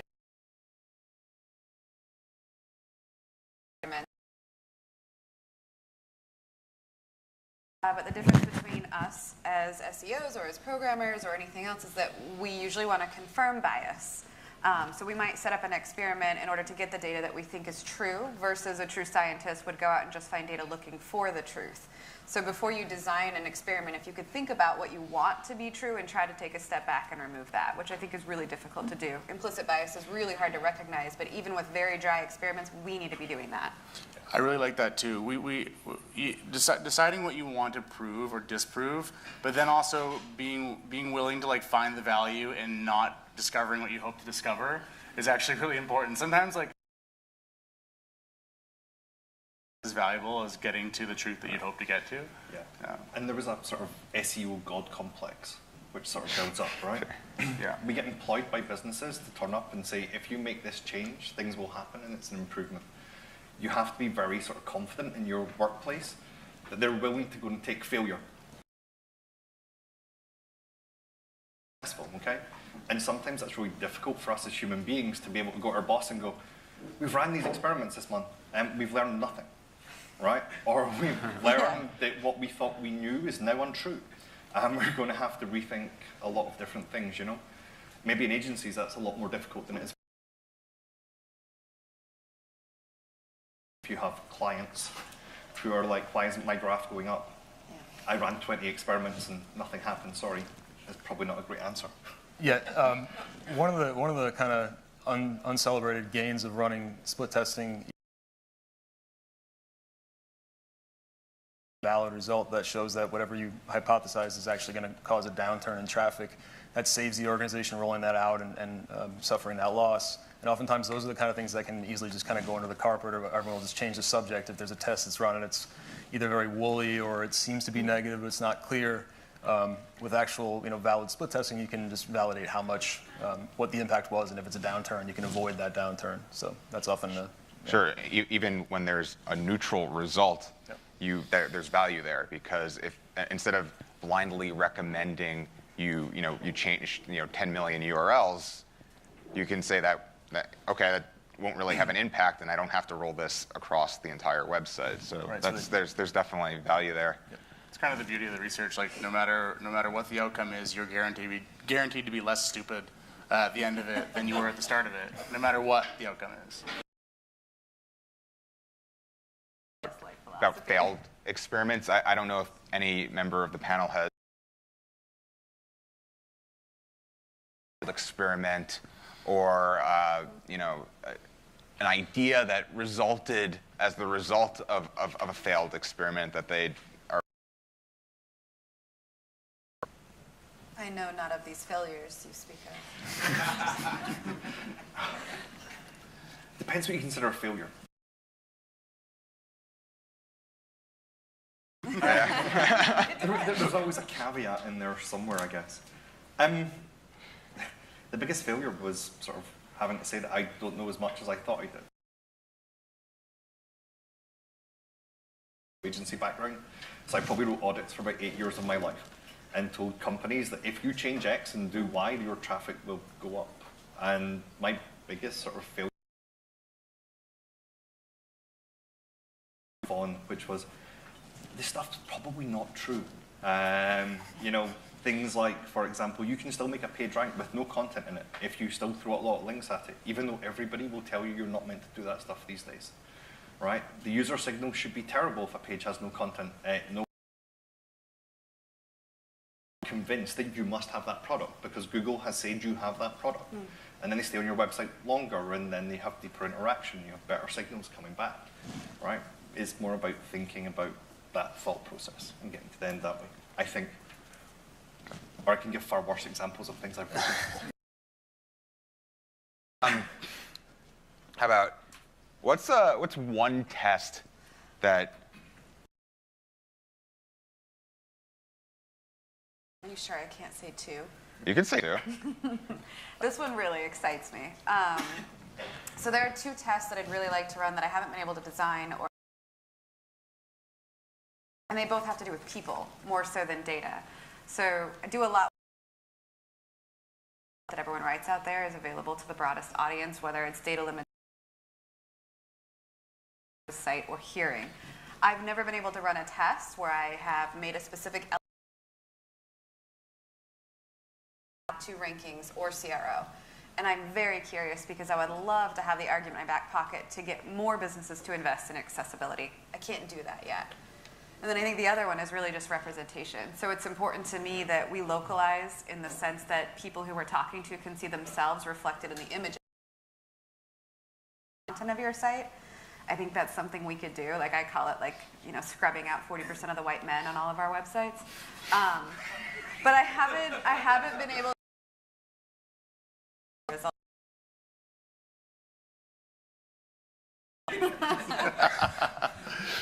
for me, because we're a at Stat, we always focused on this one specific area. You know, we want to be the best at this one thing.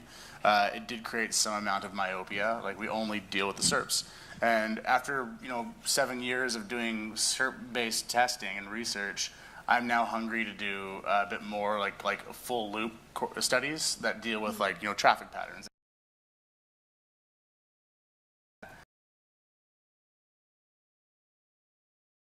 Some of that stuff. So I'm hoping to take the test beyond just like what do we see on the Google SERPs and actually linking it up to like how does that result in a change in how people behave on your site.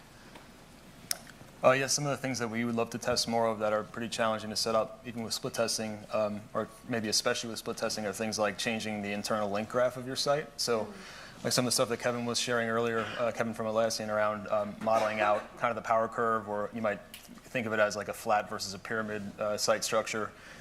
Proposed changes to internal links are hard to split test because the pages where you're making the changes are not where you expect to see the impact. And you can't obviously split test your entire site and have two versions of your site out there. So we have some ideas and we've worked on running those tests, but they're pretty challenging to set up and require a lot of this, hustle in the beginning to get things right. But yeah, that's one that we haven't been able to pull off yet. I have an accidental test case for you where it was moving to responsive, but internal links were served dynamically. So for one server agent, half of them disappeared. So it's good data. What was the result from that?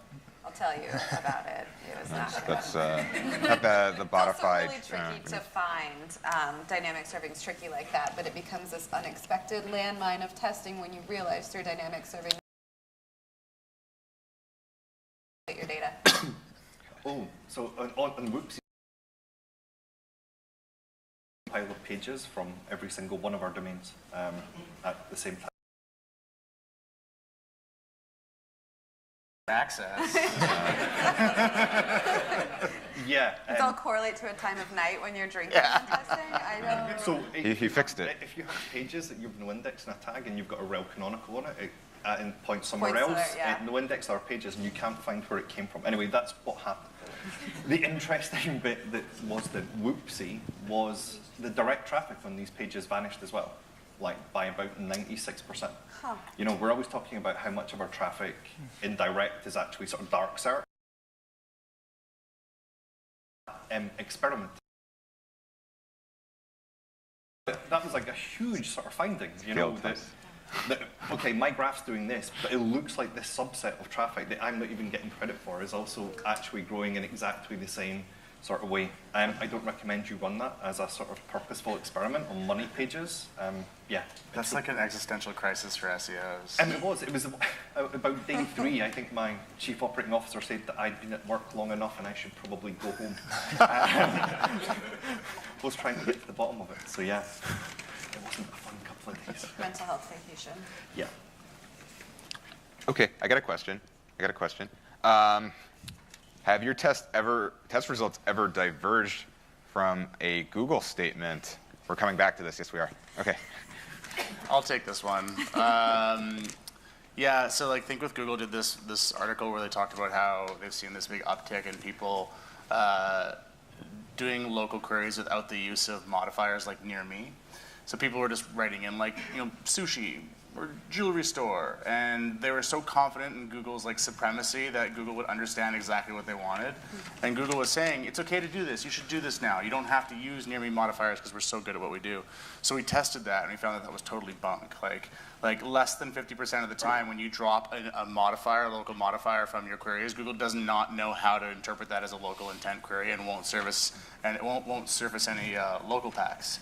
So despite the fact that they were saying this in their published research, it was just totally false.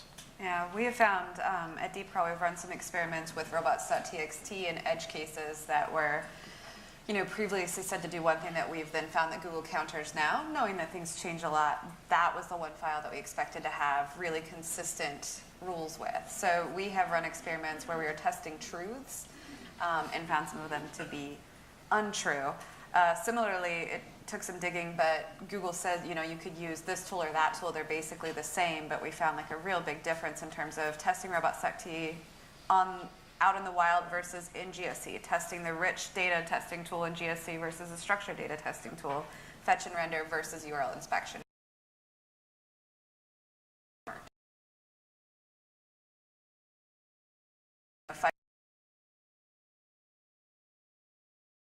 For us with problem solving some of those crawling issues.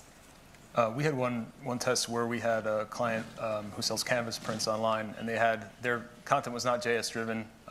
So their category pages, all the products would be there in the source code. They're all marked up properly. But the CSS visibility was turned off until the user scroll was detected, and then the products would be revealed. And this looked fine in fetch and render, and Google was at the time very big on touting their ability to crawl and render JavaScript. But we just kind of had a hunch that the pages would perform better if we just served all that content visibly on first render.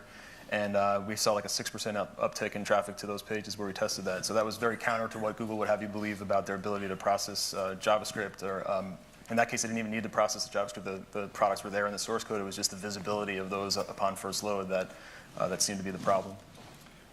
My favorite one is I've got a couple of experimental sites that I run out of my house where I just sort of do things to see what happens. One of those sites somehow got a link penalty, apparently. I was very surprised by what this experimental site got. My traffic got worse when I got the penalty removed by about 50%.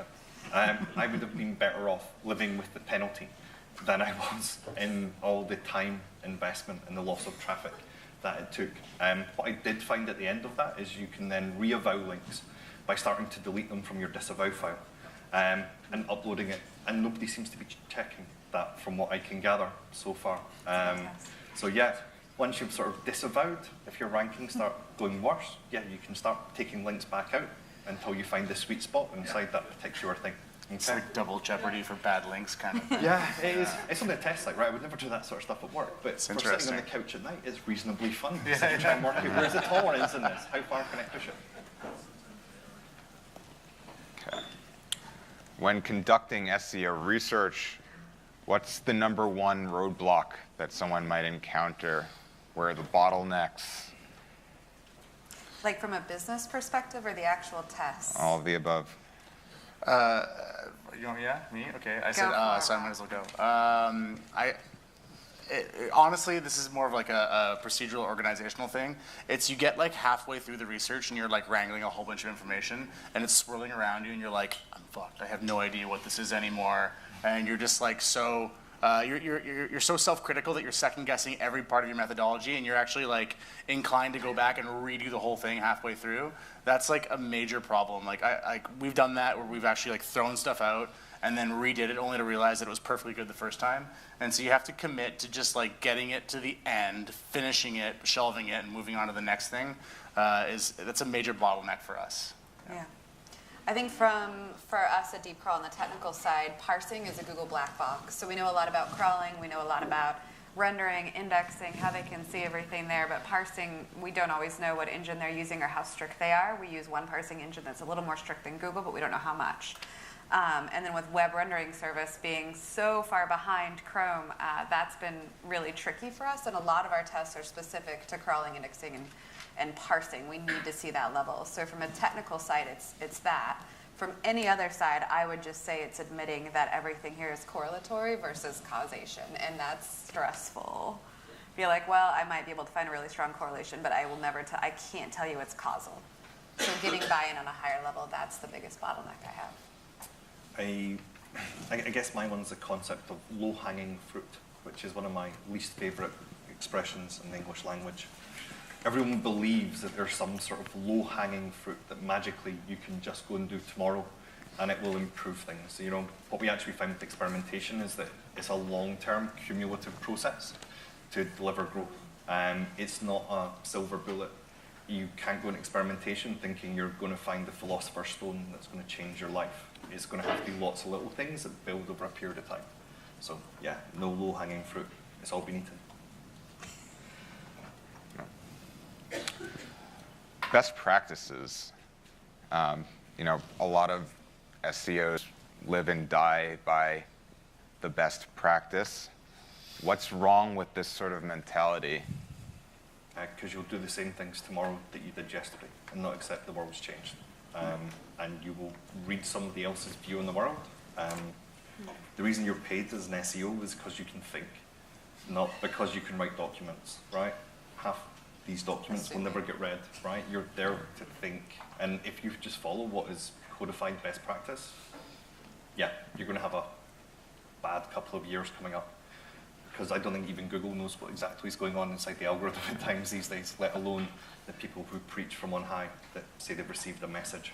I agree with you. Like that's what's beautiful about this industry is that it's so dynamic and ever changing, and there's nothing about SEO that's rote in any way, you know. So, yeah, throwing out the idea of best practices and just being willing to like interpret the signals and make your judgments based on that. Yeah, I don't like using the word best practice as much because that's proven and true, but it tends to be super myopic in our industry. We can change little variables. Most industries, when they evolve, go from little mechanical bits to something that's much bigger, and I feel like SEO is on the cusp of making more and more of a positive impact for people's lives. So if we could pull back just from best practice and start thinking how even the smallest tests can affect the humans that we're trying to target, I think we'd be better off. Yeah, absolutely. That's a really I'm good a one. total mush. No, that's good. It's good. So are you saying that best practice makes you focus on tactics and not on strategies? I think so, and I think you have to break some of those best practices and know that to find something a little bit more human, because even though we're evolving as an industry and as individuals, so are the people out there and what they expect. So you have to stay very open-minded to that, and I think that as you isolate variables, you have a tendency to get very sterile, but really, people out there are becoming more and more aware. They have more options, and they're suckers for kindness. Like, actually showing that human element could go against best practices, but I've seen it do wonders for business. Well, that's good. It's good business at the end of the day. It's like I sleep well business, and that's, you know, it took me a while to get there, but I sleep better. So, like an example of like SEO is good business that like helps humans have a better day is making sure that you're optimizing for post-conversion satisfaction queries. Someone just bought your product and they're unhappy with it. How much SEO have you done on that? It's good for the user because they're satisfied, they get answers quicker. It's good for the business because it cuts down on call center volume. Yeah. You know, so like this, yeah, that's maybe more of a business-minded example of that. But we're getting all touchy-feely for next year. Oh. Come on, You want humans to are great. do an audience question before? Okay. Yeah, audience questions, guys? Yes.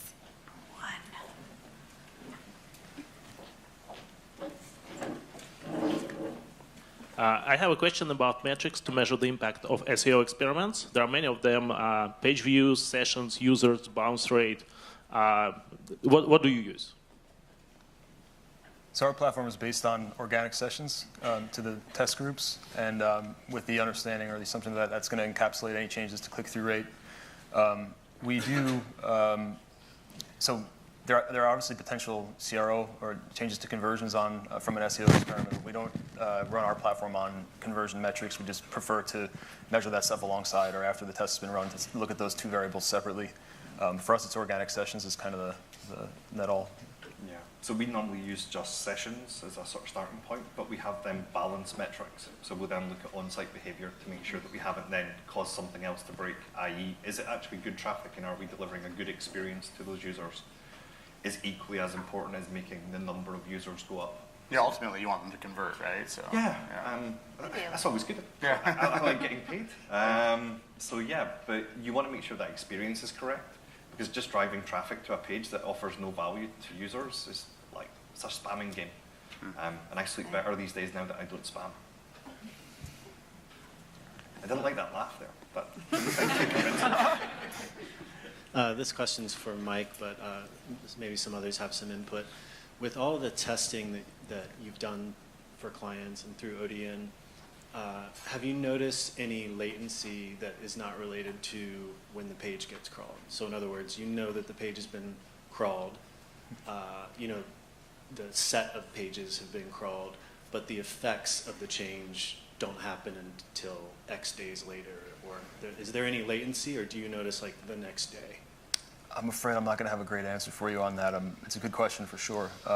We do see latency for most of our tests, like 2 to 4 weeks, but I'm not sure that we've ever actually looked at log data to confirm when that page was last crawled versus the latency of the test result. So it's a good question. I'm sorry I don't have a better answer. I mean, rendering is going to play a part in that too, because when you have a site that needs to be rendered browser side instead of just server side, you're going to get it crawled first, but then the secondary bot's going to come and actually render it and then marry that data.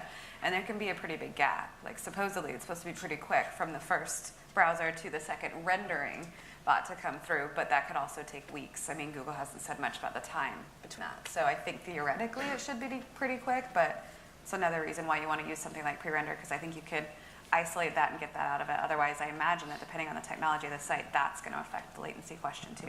You could test it. You're really smart. Someone could test it. All right, I know what I'm doing this weekend. So it seems one of the important parts of conducting a research test or some kind of experiment is having a very controlled environment. And especially recently, it seems like we hear about almost daily algorithm updates coming out from Google. How have you kind of figured out how to control for what effects you're seeing as a result of algorithm changes versus actual changes that you've implemented as part of a test? You don't. You just like do it again and again and again and again and again and again. And then over time, it smooths out, right? That's how you get that signal. I mean, you're looking at differences in algorithms, data centers, locations, languages. Then you start going to the people that are using it, the time of day, where they're crawling from. Then you go to device, to operating system, to browser that they're using within that, or even its own closed browser like Facebook. Like, this is why we can't sleep well, and we decide to be nice to people to balance that out, because there's just too many goddamn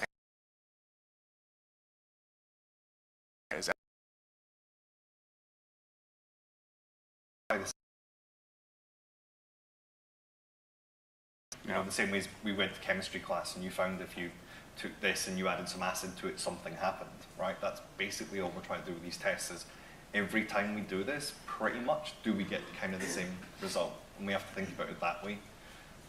That's what I find. You have to approach it with like just extreme rigor, right? Like you even though you can't control the variables, you do have to enumerate the various variables that are outside of your control so that you have an awareness of them, so that when you're repeating, you're aware that you're at least hitting the iterations of those variables as much as you possibly can. Like that, there's a level of rigor that's required in order to do that kind of testing. And you've probably had the best data on that, because you're grabbing CERT, publicly available data, where I've always worked with clients, and maybe I have access to 15,000 clients, but it's still a much smaller data set than you have access to, so bigger and better. Simulating the conditions under which the query is being searched is the more challenging part probably there. It's just like different device types, different IP location, different, you know, weather in that country on that day, for example. I mean, anything, yeah.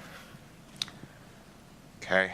Unfortunately, we have to cut it short because we went well over time. Oops. But I want to thank everyone for joining the panel and for all the great audience questions.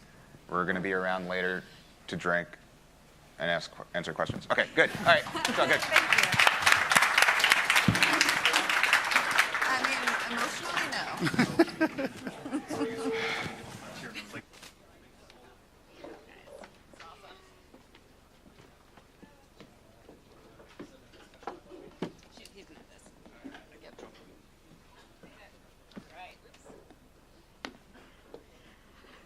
All right, we have something very exciting planned now.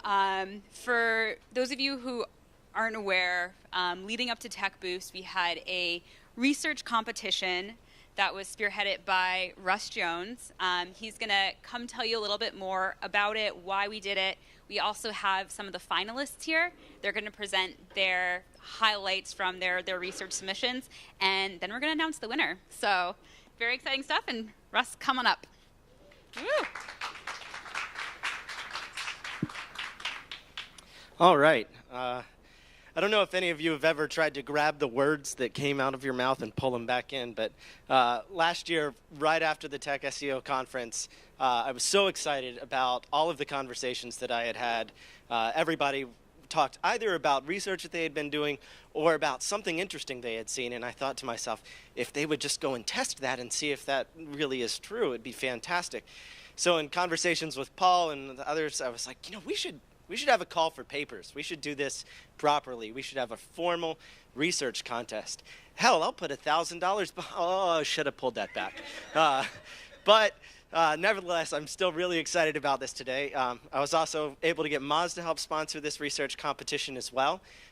We ended up with a little more than a dozen competitors with research across the board, from very small, minute types of things to really grandiose projects. And the hope is that we can continue this from year on out, and we'll get more and more applicants, and eventually this conference will be kind of the research hub for our industry.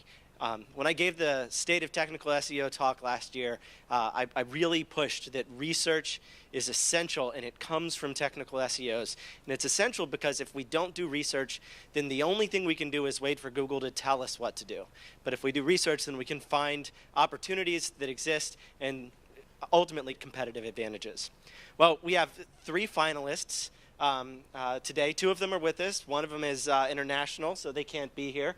But they're on the board. First is going to be OVH, and then the Salt Agency and Proficient. We're going to start with Vincent Tarasi from OVH. They build a machine learning model capable of predicting SERPs. And if I'm correct, they have a nice Hello video world, for us to watch. I am Vincent Tarasi and I manage the data marketing teams at OVH. I am so excited and proud to be named as a finalist today, and I'm really glad I can share my works with the community. I firmly believe that all knowledge is interconnected to all other knowledge. The fun part is making the connections. And with data marketing, we can find new connections every day. But first, let me tell you a little bit more about OVH. We are a fast-growing cloud provider that delivers computing power and infrastructure to 1.3 million customers in 140 different countries, including the US, where we have just launched 2 data centers. We are Europe's largest server manufacturer, the first cloud provider to industrialize water cooling, and a leader in the open cloud movement. Every year, all websites share the ranking criteria they consider most relevant from an SEO standpoint. That's what inspired my team and I to explore more focus on quantitative analysis. The solution that we will involve using machine learning to identify the most relevant SEO factors for very specific search theme without the need for any human intervention. We combine several tools that usually work independently, that get as close as possible to Google ranking factor. That's the dream of SEO marketer, correct? We started with SEMrush to generate the top 100 URL for a list of more than 3,000 keywords, which became our initial dataset. We then enriched it using 4 additional pieces of software: Majestic for external criteria, OnCrawl or Screaming Frog for internal criteria, and last but not the least, Visiblis for semantic content. The XGBoost and random forest algorithms were applied to all our data to identify which factors will raise a web page up to the first page of Google. To maximize our efficiency, we combine all this with DataQ, a very cool data science platform that we use a lot. Now, the result is something of a game changer for us, SEO marketers. We are able to accurately determine a page change of ranking is the 10 top 10 Google results for relevant searches. We can define relevant patterns and variables for specific topics with an extremely high accuracy of 92%.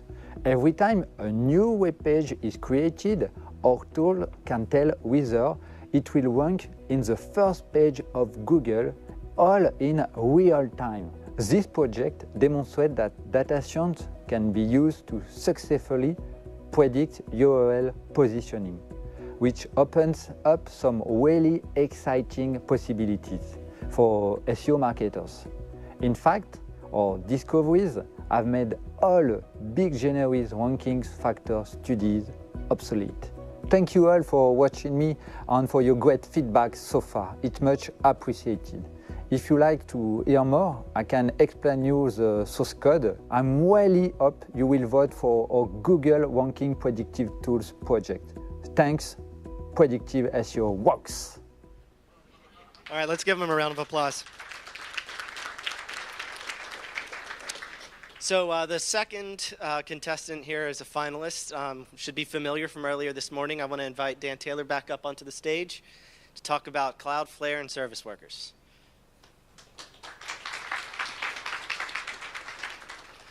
Yeah, hello again. I wasn't actually expecting to make the final, so that's why this is going to be fairly similar to last time. Thank you.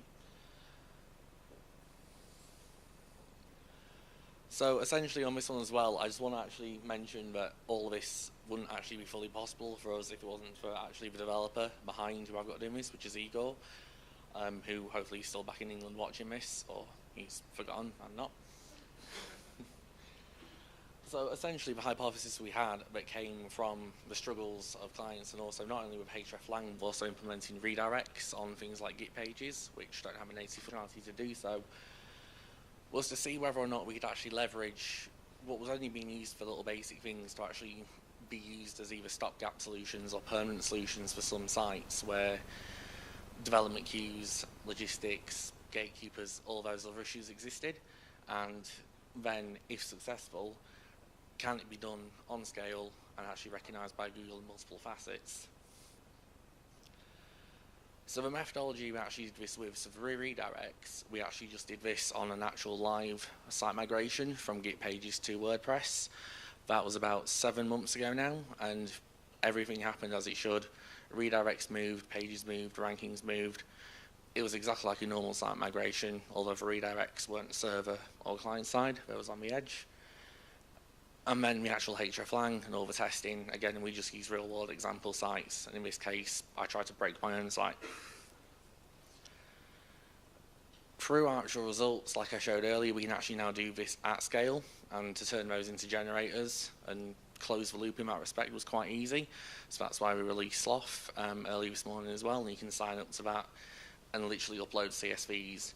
It'll convert it into JavaScript code, so you don't even need to know JS to actually be able to do this. You just need to be able to copy and paste into a Cloudflare account. From this technology as well, we also found out we can do this through canonicals, we can do basic level A/B testing, we can even inject security headers as well. So if your client's still in Europe, obviously the GDPR, so there needs to be extra security parameters in place for data breaches and things like that. Then we actually have to weigh up the pros and cons. So obviously pros of this are it's a simple JavaScript, it's asynchronous code, it's lightweight. The latency that it adds, we found is less than half a millisecond. It's a simple API. Because it's copy and pasting Cloudflare, it's also one-click deployment, so it removes DevOps, and it's extremely straightforward and can be managed by a non-technical team. And again, there's next to zero DevOps with that as well, so it migrates that process. The only cons on this again is the caveats of everything we do in SEO. So there are potentials for impacts of other things. This is why when we do this, it's important to still include developers in conversations to make sure that the JS is complementary and won't break things they're doing. And in some cases, depending on stacks, it can add latency, just depending on how other things in the head load, and again, the complementary aspects to it. And with anything that happens with development, any code push can introduce any kind of bug. So it's important to monitor, test, and keep validating. So, yeah, thank you.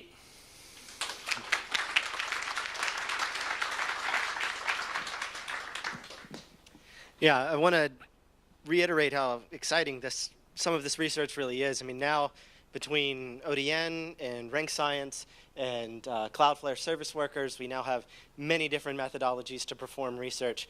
I kind of liked this one because it was research to prove that you could do research using Cloudflare. The last to come up was a name well known in the industry, Eric Enga with Proficient. I'd like to invite him up for his study on Do Links Still Matter?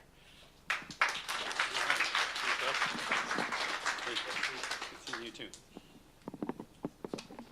Okay. Perfect.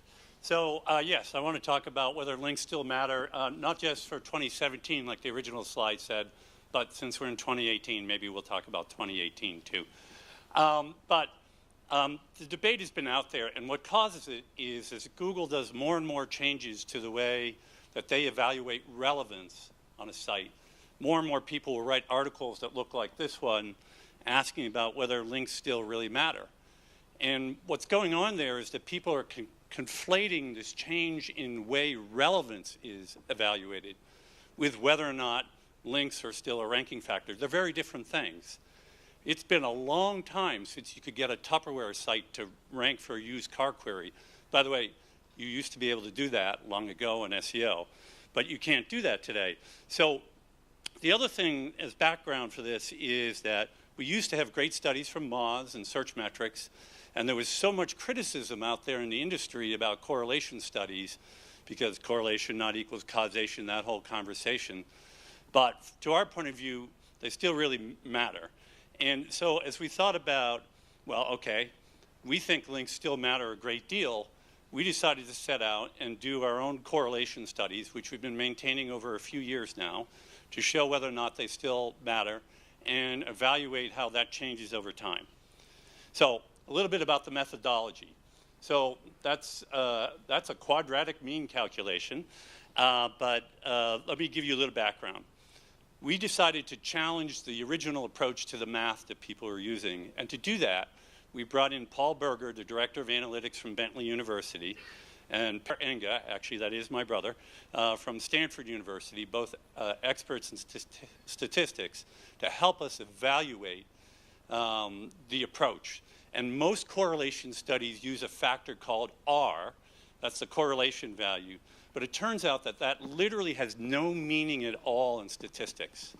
So instead, what we were advised to do was use a value called R squared. And R squared allows you to make a statement that the correlation value tells you the percent chance that the value X explains what's going on in Y. So there's a direct actual assessment of impact when you use R squared.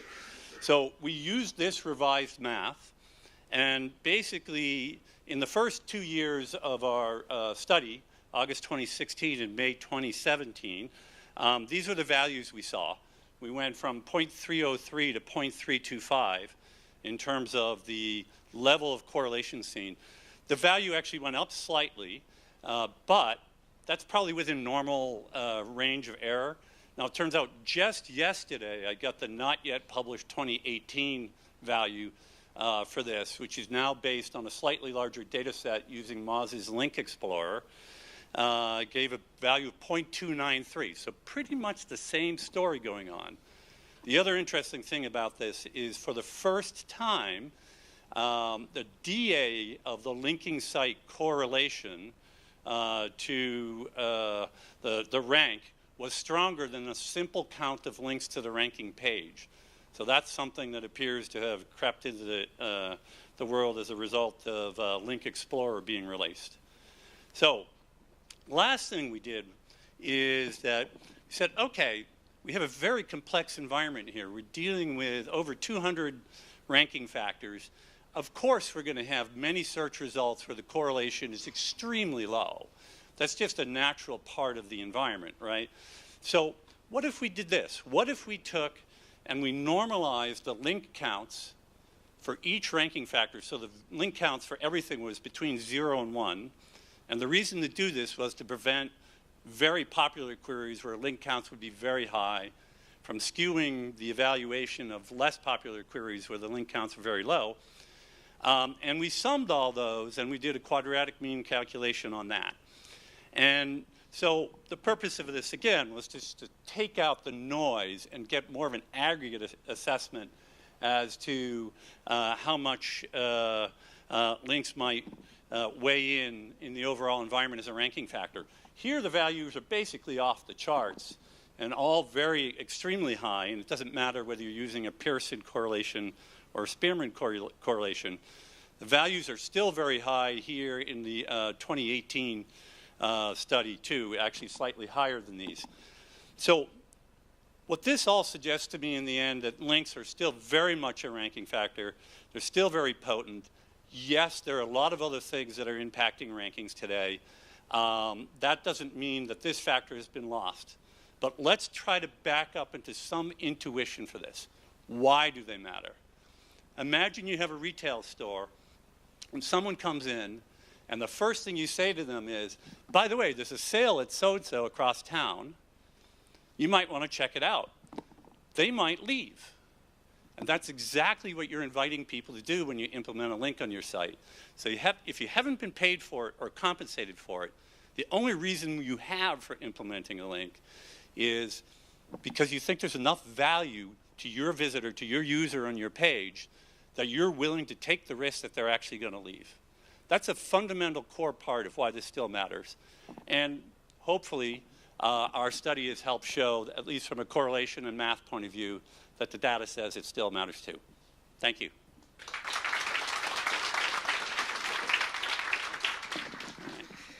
All right, and I want to reiterate here something that's really fantastic about this study, and one of the reasons why I think that it made it into the finalists is that it has been a multi-year process. As mentioned in the previous panel, things are constantly changing with Google, which means that we need to check ourselves over and over and over again to make sure that those best practices really are continually to be true. There's one thing I did want to say, well, actually two things while I'm on stage. The first thing is just that I have every intent, if the team is willing, to do this again next year, and if so, I want as many of you to participate as you possibly can. There we go. The study does not need to be huge. In fact, some of the most interesting things that came out were very minuscule, and frankly, as a former SEO at an agency, those little nuggets of information that produced, I am certain, are making those companies tons of money right now because of the research that they had done. The other thing I wanted to do was to thank all of our judges. So we actually assembled a panel of reputable individuals across the industry. Ruth Barretti, Rhea Drysdale, Alexis Sanders, myself, Jeff Kenyon. Most of y'all don't know, but Neil Martinson-Burrell is the head data scientist at Moz, so we kind of checked to make sure that the numbers were really accurate. Aleda Solis and Clark Boyd. And without that, with no further ado, I'm going to try to not la-la land this thing. I'm going to get to announce the winner. So I'm pretty excited about this. Did you really lick this thing?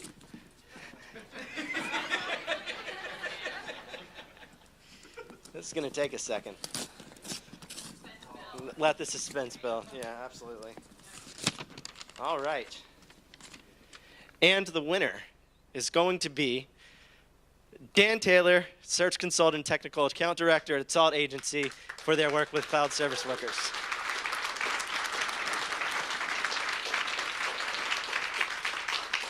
Congratulations.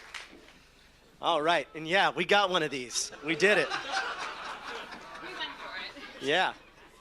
You want to come stand over here and hold it up so that it I had one gets... goal in mind, and it was to hold a big... Yeah, do I get to touch it? I want to touch it. Part of this is mine. All right, so I want to thank everybody who participated in this. I think we have another session coming up, but we are really excited about the research this community continues to produce, and hopefully next year we'll be able to field a lot more papers and see all the great work that you're doing. Thanks.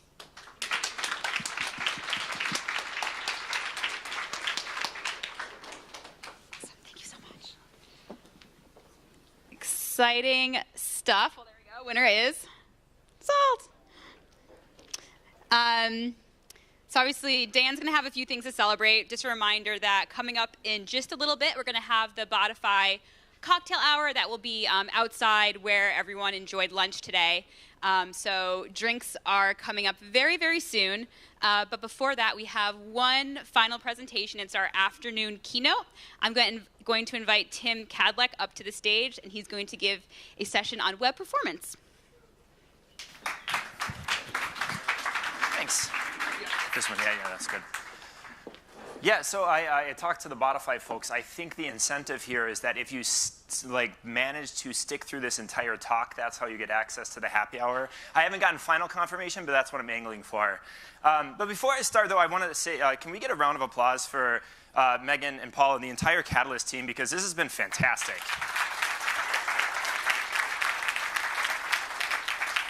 I have been so thoroughly impressed by the quality of the content, just the atmosphere. It's a very friendly, engaging area. It's been great. I'm a web performance consultant, so I do a lot of talks at web conferences, like web development, web design, performance, stuff like that. This is actually my first technical SEO event. It's my first SEO event, period. And I wasn't sure what to expect, but it really has been fantastic. And it's been amazing, and it's been great and wonderful and stellar and super and outstanding. Is that enough? That's enough keywords, right? I'm so sorry. I will say, I couldn't resist it. I will say for you to have some fire back at me. As a performance consultant, I get a lot of grief as well. I gave a talk at a company in Canada, and afterwards the development team was kind enough to gift me with this poster that is now posted on my office wall. So yeah, I feel a lot of the same pain. It's fine. No, but I actually think that it's interesting because I think, like, from an outsider perspective, I think SEO, and particularly the technical SEO side of things, has a really kind of pure and noble goal about it. My perspective is the goal of search engines, the goal of search engine optimization, is to help connect people with the information that they need in the highest quality source. And I think that's a pretty pure, ambitious goal. Like, that's a pretty noble endeavor to be undertaking. And particularly what interests me is that high quality source part of it. Search engines have gotten a lot more opinionated now about what constitutes a relevant and quality source of information. We've come a long way from stuff that Frederick and Christy were talking about from 1957. It's nowhere near that, right? Like, we have everything factored in now, not just the content itself, but how that content is structured. We factor in how well that stuff is packaged up. Like, what is the design? Is it mobile friendly? Is it performant? All of these things kind of come into play. Performance in particular this year has been a hot topic of discussion. I've actually had several people that I've worked with this year that came specifically because an SEO consultant told them, hey, you need to improve the performance of your site, so thank you for that. It's also why I was very happy. I was a little nervous when the panel was up and somebody asked if, like, people from SEO were getting a little out of bounds with the performance stuff, and I was like, no, please. So I was happy to hear everybody kind of agreeing that this is right in the right wheelhouse. You know, this is nothing new. Like, 2010, I think, is when Google launched or first wrote about performance being in the search rankings in some way or another. At the time, it was desktop only, at least allegedly. Somewhat ironically, given that mobile performance can be so terrible, but that's where they started. But what kind of jumped it this year was at the beginning of the year, they talked about their speed update. And then in July, that rolled out, where finally, officially, performance is a part of the ranking consideration from a mobile perspective as well. And so this is what really has been drawing the attention to performance this year from an SEO perspective. We don't know what that metric is, though, that they're looking at. We don't know much about how they're using it. We know that it factors in. We don't know what metric they're looking at. It could be anything. We don't know. You know, even the weight it carries. Like, is it a tiebreaker? Are there situations where it's more important than others? Like, is it more important on a mobile search than a desktop search? If they can detect that the network is slow, does that make performance a bigger part of the algorithm? All of that's kind of speculation. The only thing we really have is from, like, 2013 when Moz paired up with Zoomf to do a study on page performance, trying to find which metric had the highest correlation to search engine ranking. Now, to be clear, the conclusion of this isn't that the metric that they found is the one that Google was using. That's not what they were going for. They're just trying to find, again, that correlation, to sort of get a hint. Interestingly, the metric that they discovered was time to first byte, which is probably the least likely candidate, in my opinion. Like, if anybody's not familiar, time to first byte measures the time from when I enter in the URL to when I get that first byte of content back from the server. That's it. It doesn't tell me anything about when the page displays, when the page becomes usable. It doesn't even tell me if I've got the entire HTML. All it tells me is I've got that first little itty-bitty chunk of it. It's a good metric for things like telling you that your server's running slow and you probably have some caching issues or you have CDN issues. But that's the extent of it. So consider, for example, the Boston Globe. Time to first byte on Boston Globe on a 3G network is 341 milliseconds. This is what the site looks like at 341 milliseconds in the loading process. There's not much there. Anybody feel confident from this single data point telling us if the Boston Globe performs well or not? Probably not. It doesn't give you a lot from a user perspective. It doesn't give you much information. So as an industry, we've sort of started to shift from this in the performance community. We keep tabs on it, and we keep tabs on load time, but they're not the primary metrics anymore. We're much more focused on metrics that matter to the user and answer questions that they have. So for example, once I type in a URL, when do I get some sort of signal that something's happening? So for that, we look at something like start render. On the Boston Globe, that's about 5.7 seconds. That's the point at which something appears on the screen.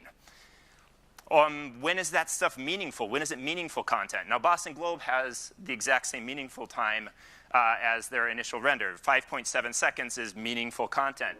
In some situations, your start render is like a background image or a background color, and that's not particularly meaningful. So you end up with a gap between start render and meaningful paint.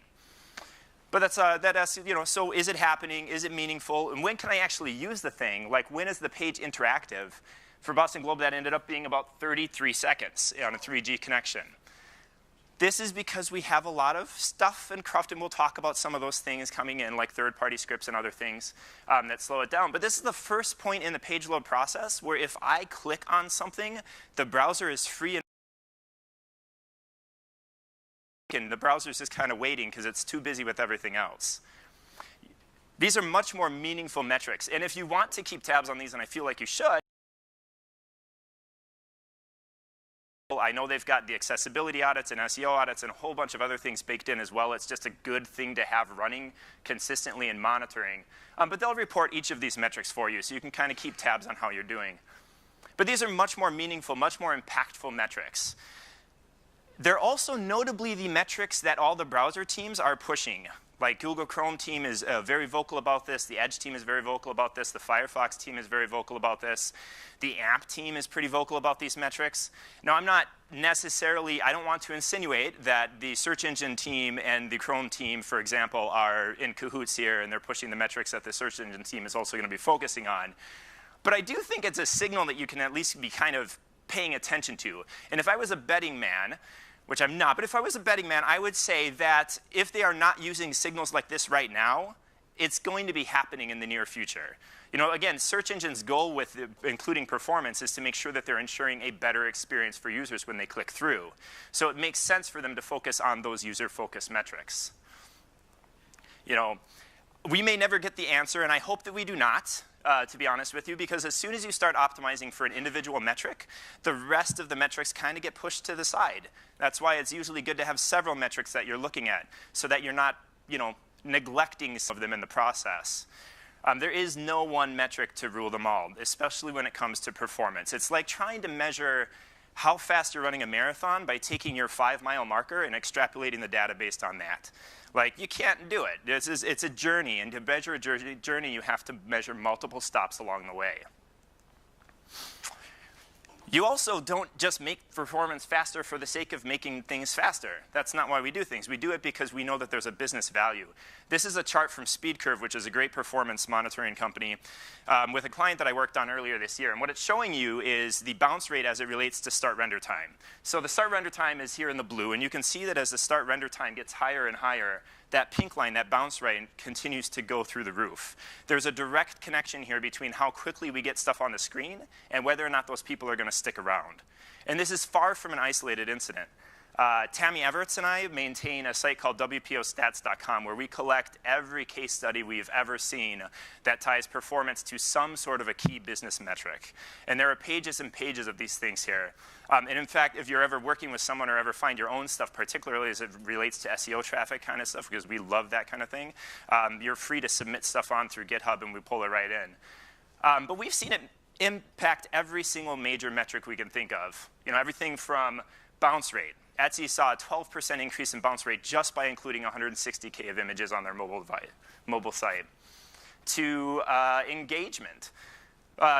This Wonin found that they had conversion jump of 50% by improving their load time.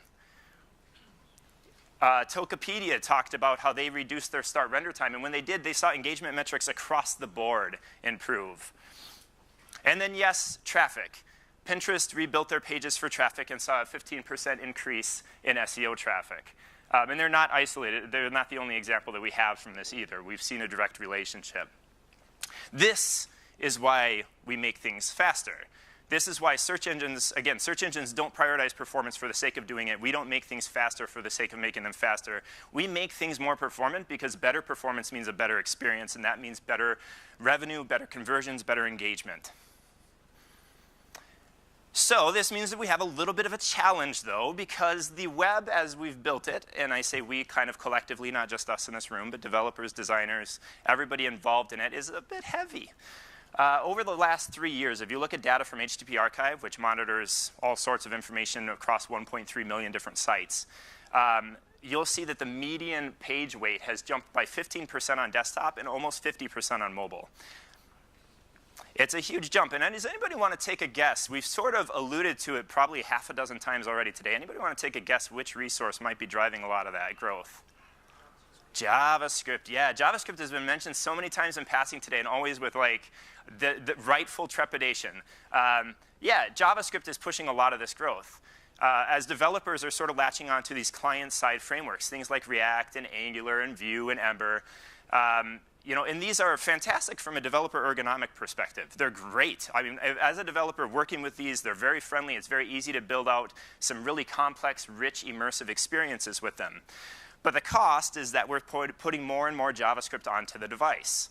So over that same 3-year span, JavaScript has increased by 55% on the median on desktop and a whopping 73% on mobile. We are using a lot of script to power these pages. And JavaScript introduces a big bottleneck both for search engines as well as for the browser itself. So from a search engine perspective, we talk about like the crawl, process, index, you know, sort of approach, right? And it's always been pretty straightforward. Like you do the crawl, you do some processing, you index a few things, you queue up a few more things for crawling. It's not bad. And if it's HTML content, this is still what it is. That's your first pass. It works great. Google's been very vocal this year about how much more involved this process step has gotten.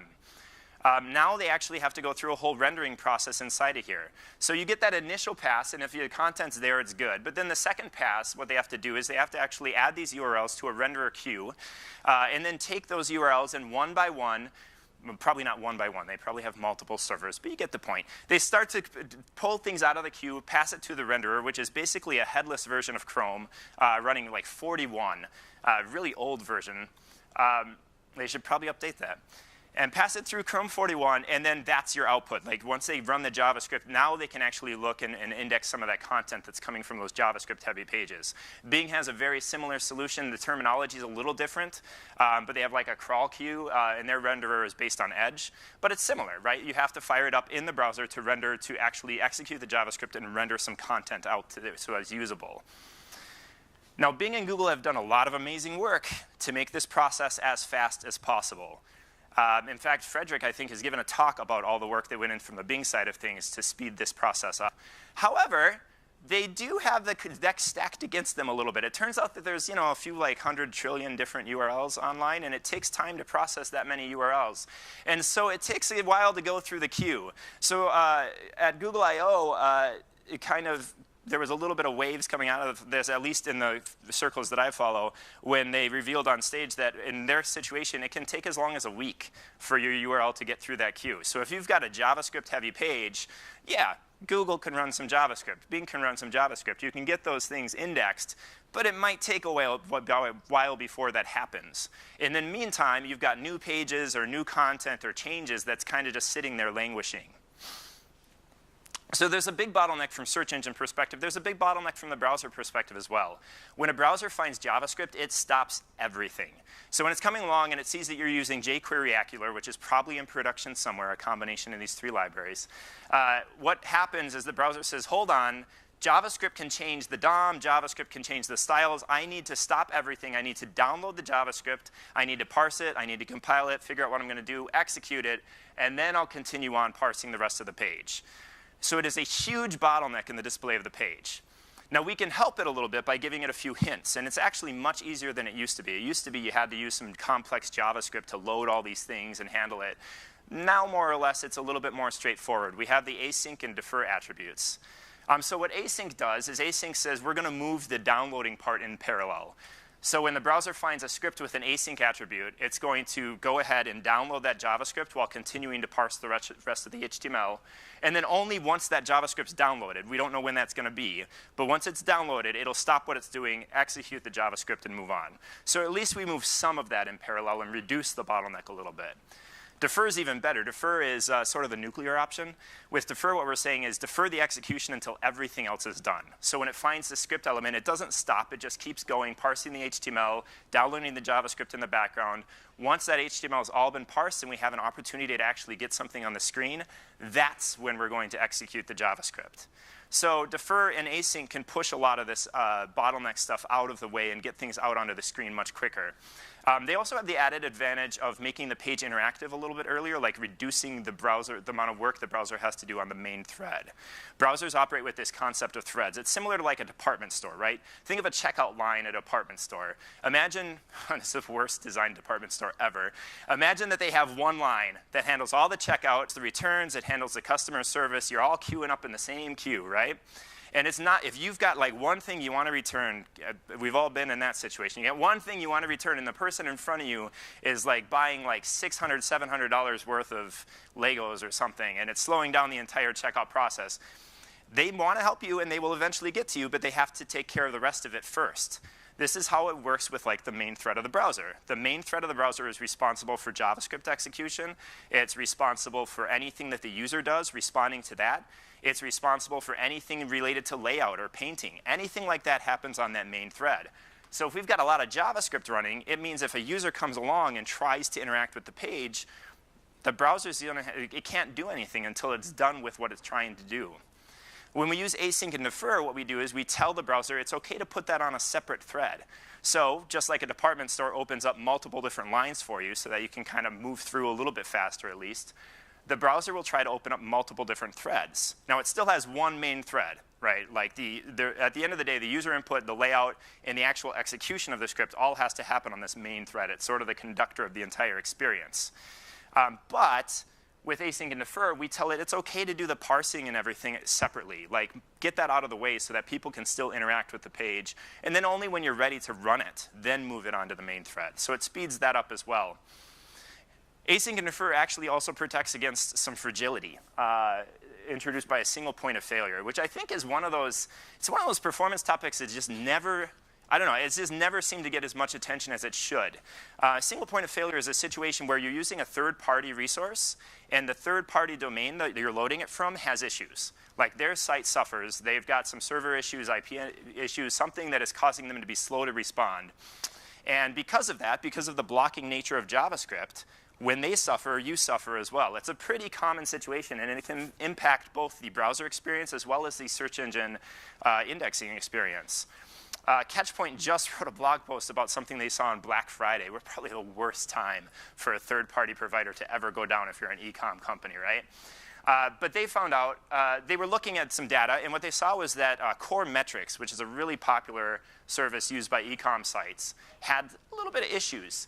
You can see here's a chart of the response time to the data.coremetrics.com site. Right? So things are going well here until around 9:15. All of a sudden, you see the response time from that domain spikes. We're talking up to 30 seconds to get a response from the domain. If you look at the chart for the performance of the sites using that same script, it matches up. Once they get to that same spike, because Core Metrics was coming in late and because Core Metrics was being loaded in a blocking way, we have page load times that are jumping up to 35 seconds. And it's all because of their dependency on that one third party. And if that third party is async or defer, you don't have that issue. But instead, we've stopped the parsing of everything and waited 30 seconds for Core Metrics to come through.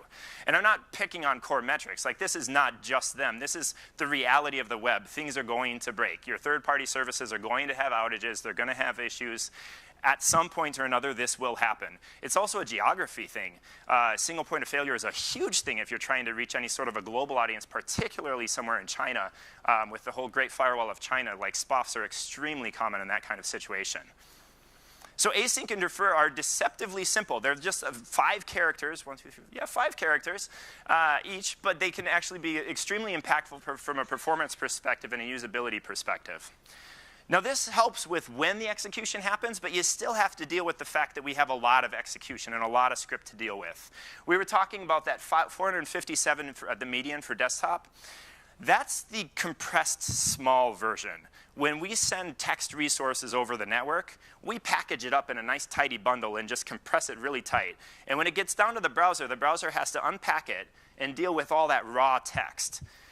So what this means is that, yeah, we're sending 457K over the network. When the browser gets that JavaScript, that's anywhere between 2,500 to 3,000 kilobytes of JavaScript code that it has to run through, parse, compile, and then eventually execute. I just want to put this in perspective. Anybody play Doom? OK, Doom, the entire code base, 2,300 kilobytes. So we are sending more JavaScript to power a single web page than was needed for the entire code base to create what is pretty much a classic epic video game. I think we can all agree. So I just wanted to put that in perspective. Now I don't want to make it all sound gloom and doom. I'm so sorry. I amuse myself. Yeah, I know, I'm bad. This is why my wife never hangs out with me in public. It's the dad joke thing. However, the parse and compile time for this can be very significant as well. Adi Ismani from Google fired up a bunch of tests trying to see for like 1 megabyte, so less than what we're loading at the median. How long does it take to just do the parse part? Ignore the execution, just for the browser to figure out what it's going to do across a bunch of different devices. And these are the results. You see at the top, the MacBook Pro is not too bad. But as you start to get into that long tail of devices, those mid to low-end Android devices, which, by the way, are what are powering the growth of the web right now, then you're jumping into the 3,000, 4,000, 5,000, 6,000 milliseconds to parse 1 megabyte. So when we're passing potentially 3,000 kilobytes down, we're talking just from a parsing cost, like 9, 10 seconds, 11 seconds is not atypical to run across. So there's a significant cost associated with all this JavaScript. And one of the most important things we can do is send a lot less down. One of the great tools for identifying this and seeing if you have code, because there's usually a lot of excess code that isn't being used that's being sent down to the device, is to fire up the Chrome DevTools. I know Sean mentioned like keeping them open just to make yourself look productive. I'm one of those weirdos who have it open anyway. Like I literally do browse all day with this open. But inside there's this fantastic code coverage tool. And what this will do is it'll load the page and track all the code that's being used and not used for every single JavaScript and CSS file. So you can zero in and see, all right, cool, on this particular JavaScript file, 80% of that code isn't being used during the page load process. Even better, you can pull it up inside the source panel, and it will actually highlight the blocks of the code that is not being used on the page. So you can go through this and very quickly identify entire functions, entire plugins, entire frameworks that maybe are there from a legacy perspective, or maybe like are used on certain pages but not on others. And you can start to strip those things out and reduce the amount of JavaScript. It's a really, it can be a very impactful process. I did this recently for an e-com site, and in about 2 hours, we had cut 1.5 megabytes of JavaScript out and reduced their time to interactive by like 40%. So you can make some really big gains just from this little optimization here. Again, going back to Dan's research, I did not know he was going to win the research thing, so that's kind of a nice little plug-in. But I was going to, like, offloading this JavaScript altogether from the device. Like, I've been picking on JavaScript a lot. I actually really like JavaScript. I just think we use too much of it, and we use it at the wrong place. We put it all on the browser, on the device, which is the most fragile and the least predictable part of the entire stack. Instead, what we can do is we can start to offload some of that stuff to the server. We can run with the node services in the background, but increasingly to the edge as well on the CDN. For a good example, to sort of add on to Dan's example already, client-side A/B testing, right, is the bane of every performance consultant's existence. It is, you're injecting a script in the page that is going to block the display of the page from a third-party service until it is done manipulating. That we've talked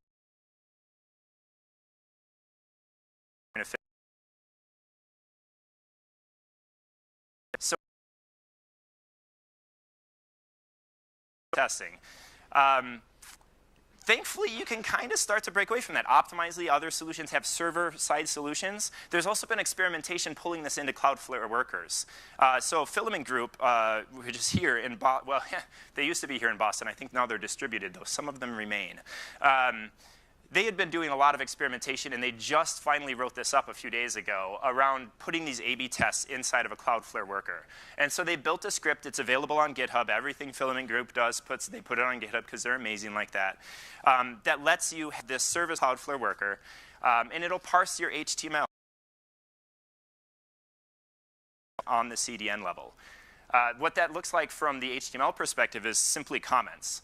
You're highlighting a section. In this case, what we're defining is my test, and we have our A and our B within these comments. Then the Cloudflare worker kicks in. It finds the A or the B, siphons it off, and takes the other markup out, and passes that down. So you never end up with the sort of the blocking nature that the client-side stuff works in.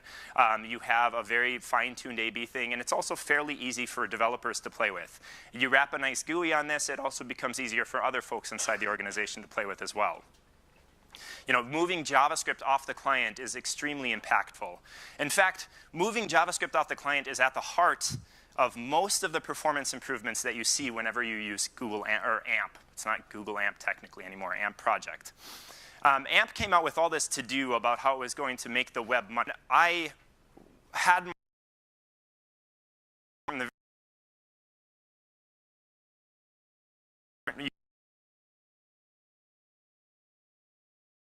in a version built in AMP that is served on the AMP CDN to see what the difference was in performance. And I loaded these up on web page tests through an automated process. And some of the results were pretty interesting. So first off, from a start render perspective, which we talked about as our first clue that something's happening, the canonical version actually beats the AMP version until you put the AMP on the CDN. And we're going to come back to that in a second. So that's the start render perspective. If you look at something like speed index, which is a metric that tries to determine how quickly the page loads, like the majority of the page is painted onto your screen, then AMP beats out canonical. And then again, the CDN gets a huge boost. There were more metrics I looked at, but even from these two, there were like a few interesting questions I thought that popped into mind. First, why is AMP faster? Like, what are they doing that makes them faster in the first place? Why is it slower on the start render? And then why does that get fixed as soon as you start using Google's AMP CDN? So first off, why is AMP faster? You don't have to look very far. Now, AMP is doing some really clever optimizations, some great work, but it's sort of the 80-20 rule here. Like 80% of the game comes from a very obvious place. If you look at those same 50 URLs and you look at the result in terms of the number of requests, the canonical non-AMP version was making on median 318 requests compared to 60 for the AMP version.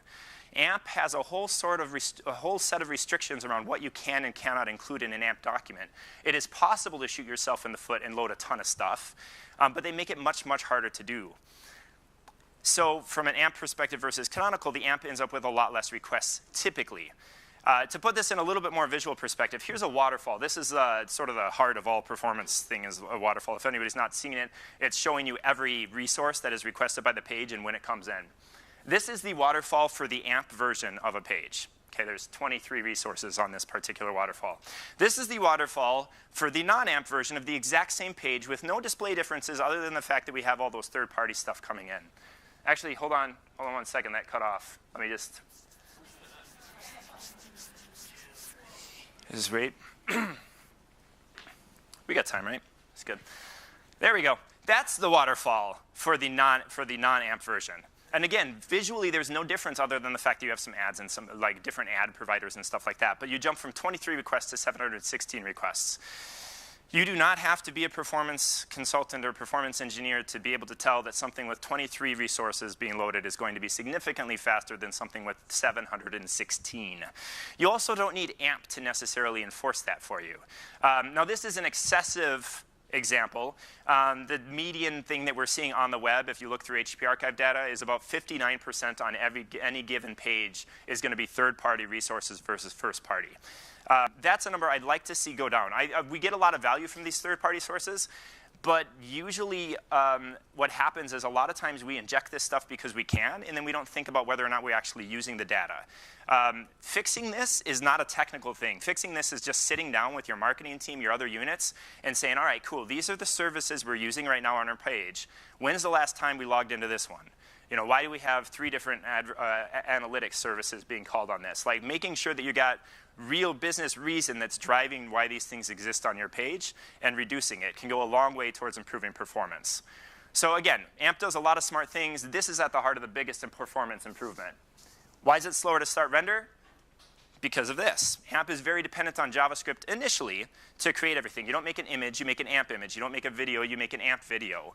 And it needs custom JavaScript for all of this stuff. And yes, it's asynchronous, but remember, async means that we still have to stop parsing the HTML to execute scripts. So we pause, execute, but then we got another script to execute, another, and another, and another. And so it delays that start render. But it speeds up on the CDN. If you look at what the CDN does, the CDN has a whole series of optimizations it applies. Good stuff that we should be applying anywhere. You can get this from any CDN in a build process, things like restricting your image sizes using HTTP2, injecting some resource hints. But it's the last one that does this. They pre-render the page on the AMP server. They take that JavaScript, pre-render it, and spit out the generated components instead. This is the same thing you heard from search engines with the dynamic rendering and how that can help you, except we're giving that benefit to everyone, not just the user. And again, all of these things you can do without AMP. So for me, AMP is less about a performance decision as it is a business decision. And from a business perspective, we've seen interesting results. We've seen some really good results. We've also seen a few results that were not so good. So you should just be fairly tested. I mean, we've been very data-driven and test-driven this entire day, so I don't think this is a problem. But when you put that out there, make sure you're testing and making sure you're getting the impact you want. You also keep in mind that Google is the primary backer of AMP. It is arguably not a Google project anymore. And in fact, it's a great sign that 25% of the contributors are from Google and the majority are not. However, keep in mind that as of February, 90% of the code is coming from Googlers and 10% is not. I'm not saying this to pick on Google. I just think this is something to keep in mind because in my mind, if we're ever on the fence about what to use, I'm going to bank on the web. And the web's already consuming it. It's taking the best things from AMP, turning them into standards so that you can get things like web packaging, which will let you get your content up in that search carousel that Google loves to tout for the AMP results. Feature policy, which will let you restrict the kind of content that's included on a page. So search engines can use this as some sort of indicator for some reliable means of performance. So if you should use AMP or not comes down to kind of your situation. Not necessarily the performance side of things, but are you willing to maintain 2 versions of your site, and or are you willing to commit to AMP altogether by itself? And if you are, how confident are you sticking around? I'm pretty confident saying the web will be here in 5 years and search engines are going to be indexing it. I can't say with the same degree of confidence that the framework of AMP will be around 5 years from now. When in doubt, bet on the web, which is why I'm more excited about progressive web apps, which is just a fancy way of saying a website with best practices built into it. It gets lumped up with the AMP conversation a lot because I think one of the people involved was a Chrome thing, so it's sort of associated with Google. It's not, though. It's just build a website, make sure it's responsive, make sure it's secure, make sure it's performant, make sure you're doing all of these nice best practices that are very user-focused. And if you do, you got yourself a progressive web app. And where we've seen up and down results of AMP, we've seen amazing results from progressive web apps in terms of what the return is on traffic, on engagement, on revenue, on conversions. We've seen great business impact, and I don't think that's any coincidence. It's powered by the web, directly by the web, and it's very user-focused. And remember, that is our goal. It is to build a better quality experience for our users, for people coming into our sites. It's so easy for everybody, not just developers, not just designers, not just technical SEO people, everybody who's touching it, everybody who's working in technology, it's very easy to forget that what we do is ultimately impacting the lives of real everyday people on the other end. And if we focus on those people and focus on making the improvements that matter to them, that are meaningful to them, we'll cut through the cruft and be able to figure out what optimizations and what improvements actually matter. Thank you.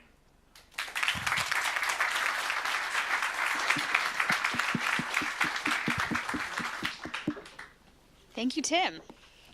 Oh, should we head up?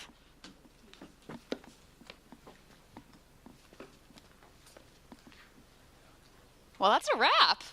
Crazy. Yeah, I'm sad sad now, but I'm sad. But the night's over, or is it just beginning? Yes. Oh. Yes. Yes. But before we sort of transition to the next part of the evening, I again just want to thank all of our sponsors. Amazing partners. Thank you for Botify for being our headline sponsor, Nozzle for being our lunch sponsor, Moz for sponsoring the research competition, Salt sponsored our live stream. You were able to broadcast today to over 50 countries globally, thanks to Salt. Ahrefs for the great hoodies. Rank Science sponsored breakfast this morning. I know a lot of the folks here right now maybe came after breakfast, but thanks to Rank Science, we got to start the day off on the right foot with a delicious meal. Thank you to Stat for sponsoring our coffee station, keeping everyone caffeinated throughout this day. Thanks to Deep Crawl for the great networking reception last night. It was a great way to start off the conference. And thank you to Conductor, who will be treating us to a lovely after party. And thank you to all of our speakers. Thank you, Mom. Thank you, Dad. No. Want to go out of my way to give an extra thank you to Megan, who, without her, none of this would have been possible. Thank you. Thank you to. Thank you, Beth. No, well, we don't talk about me. All right, no. All right. I want to also thank Beth, Catalyst, Carrie, the rest of the Catalyst team that have been so helpful, making sure that this event ran smoothly. And thanks to all the attendees, because y'all showed up. And if not for you, this wouldn't be a thing. So, thank you. Thank you, everyone. And drinks are out that way. Thanks, Butterfly.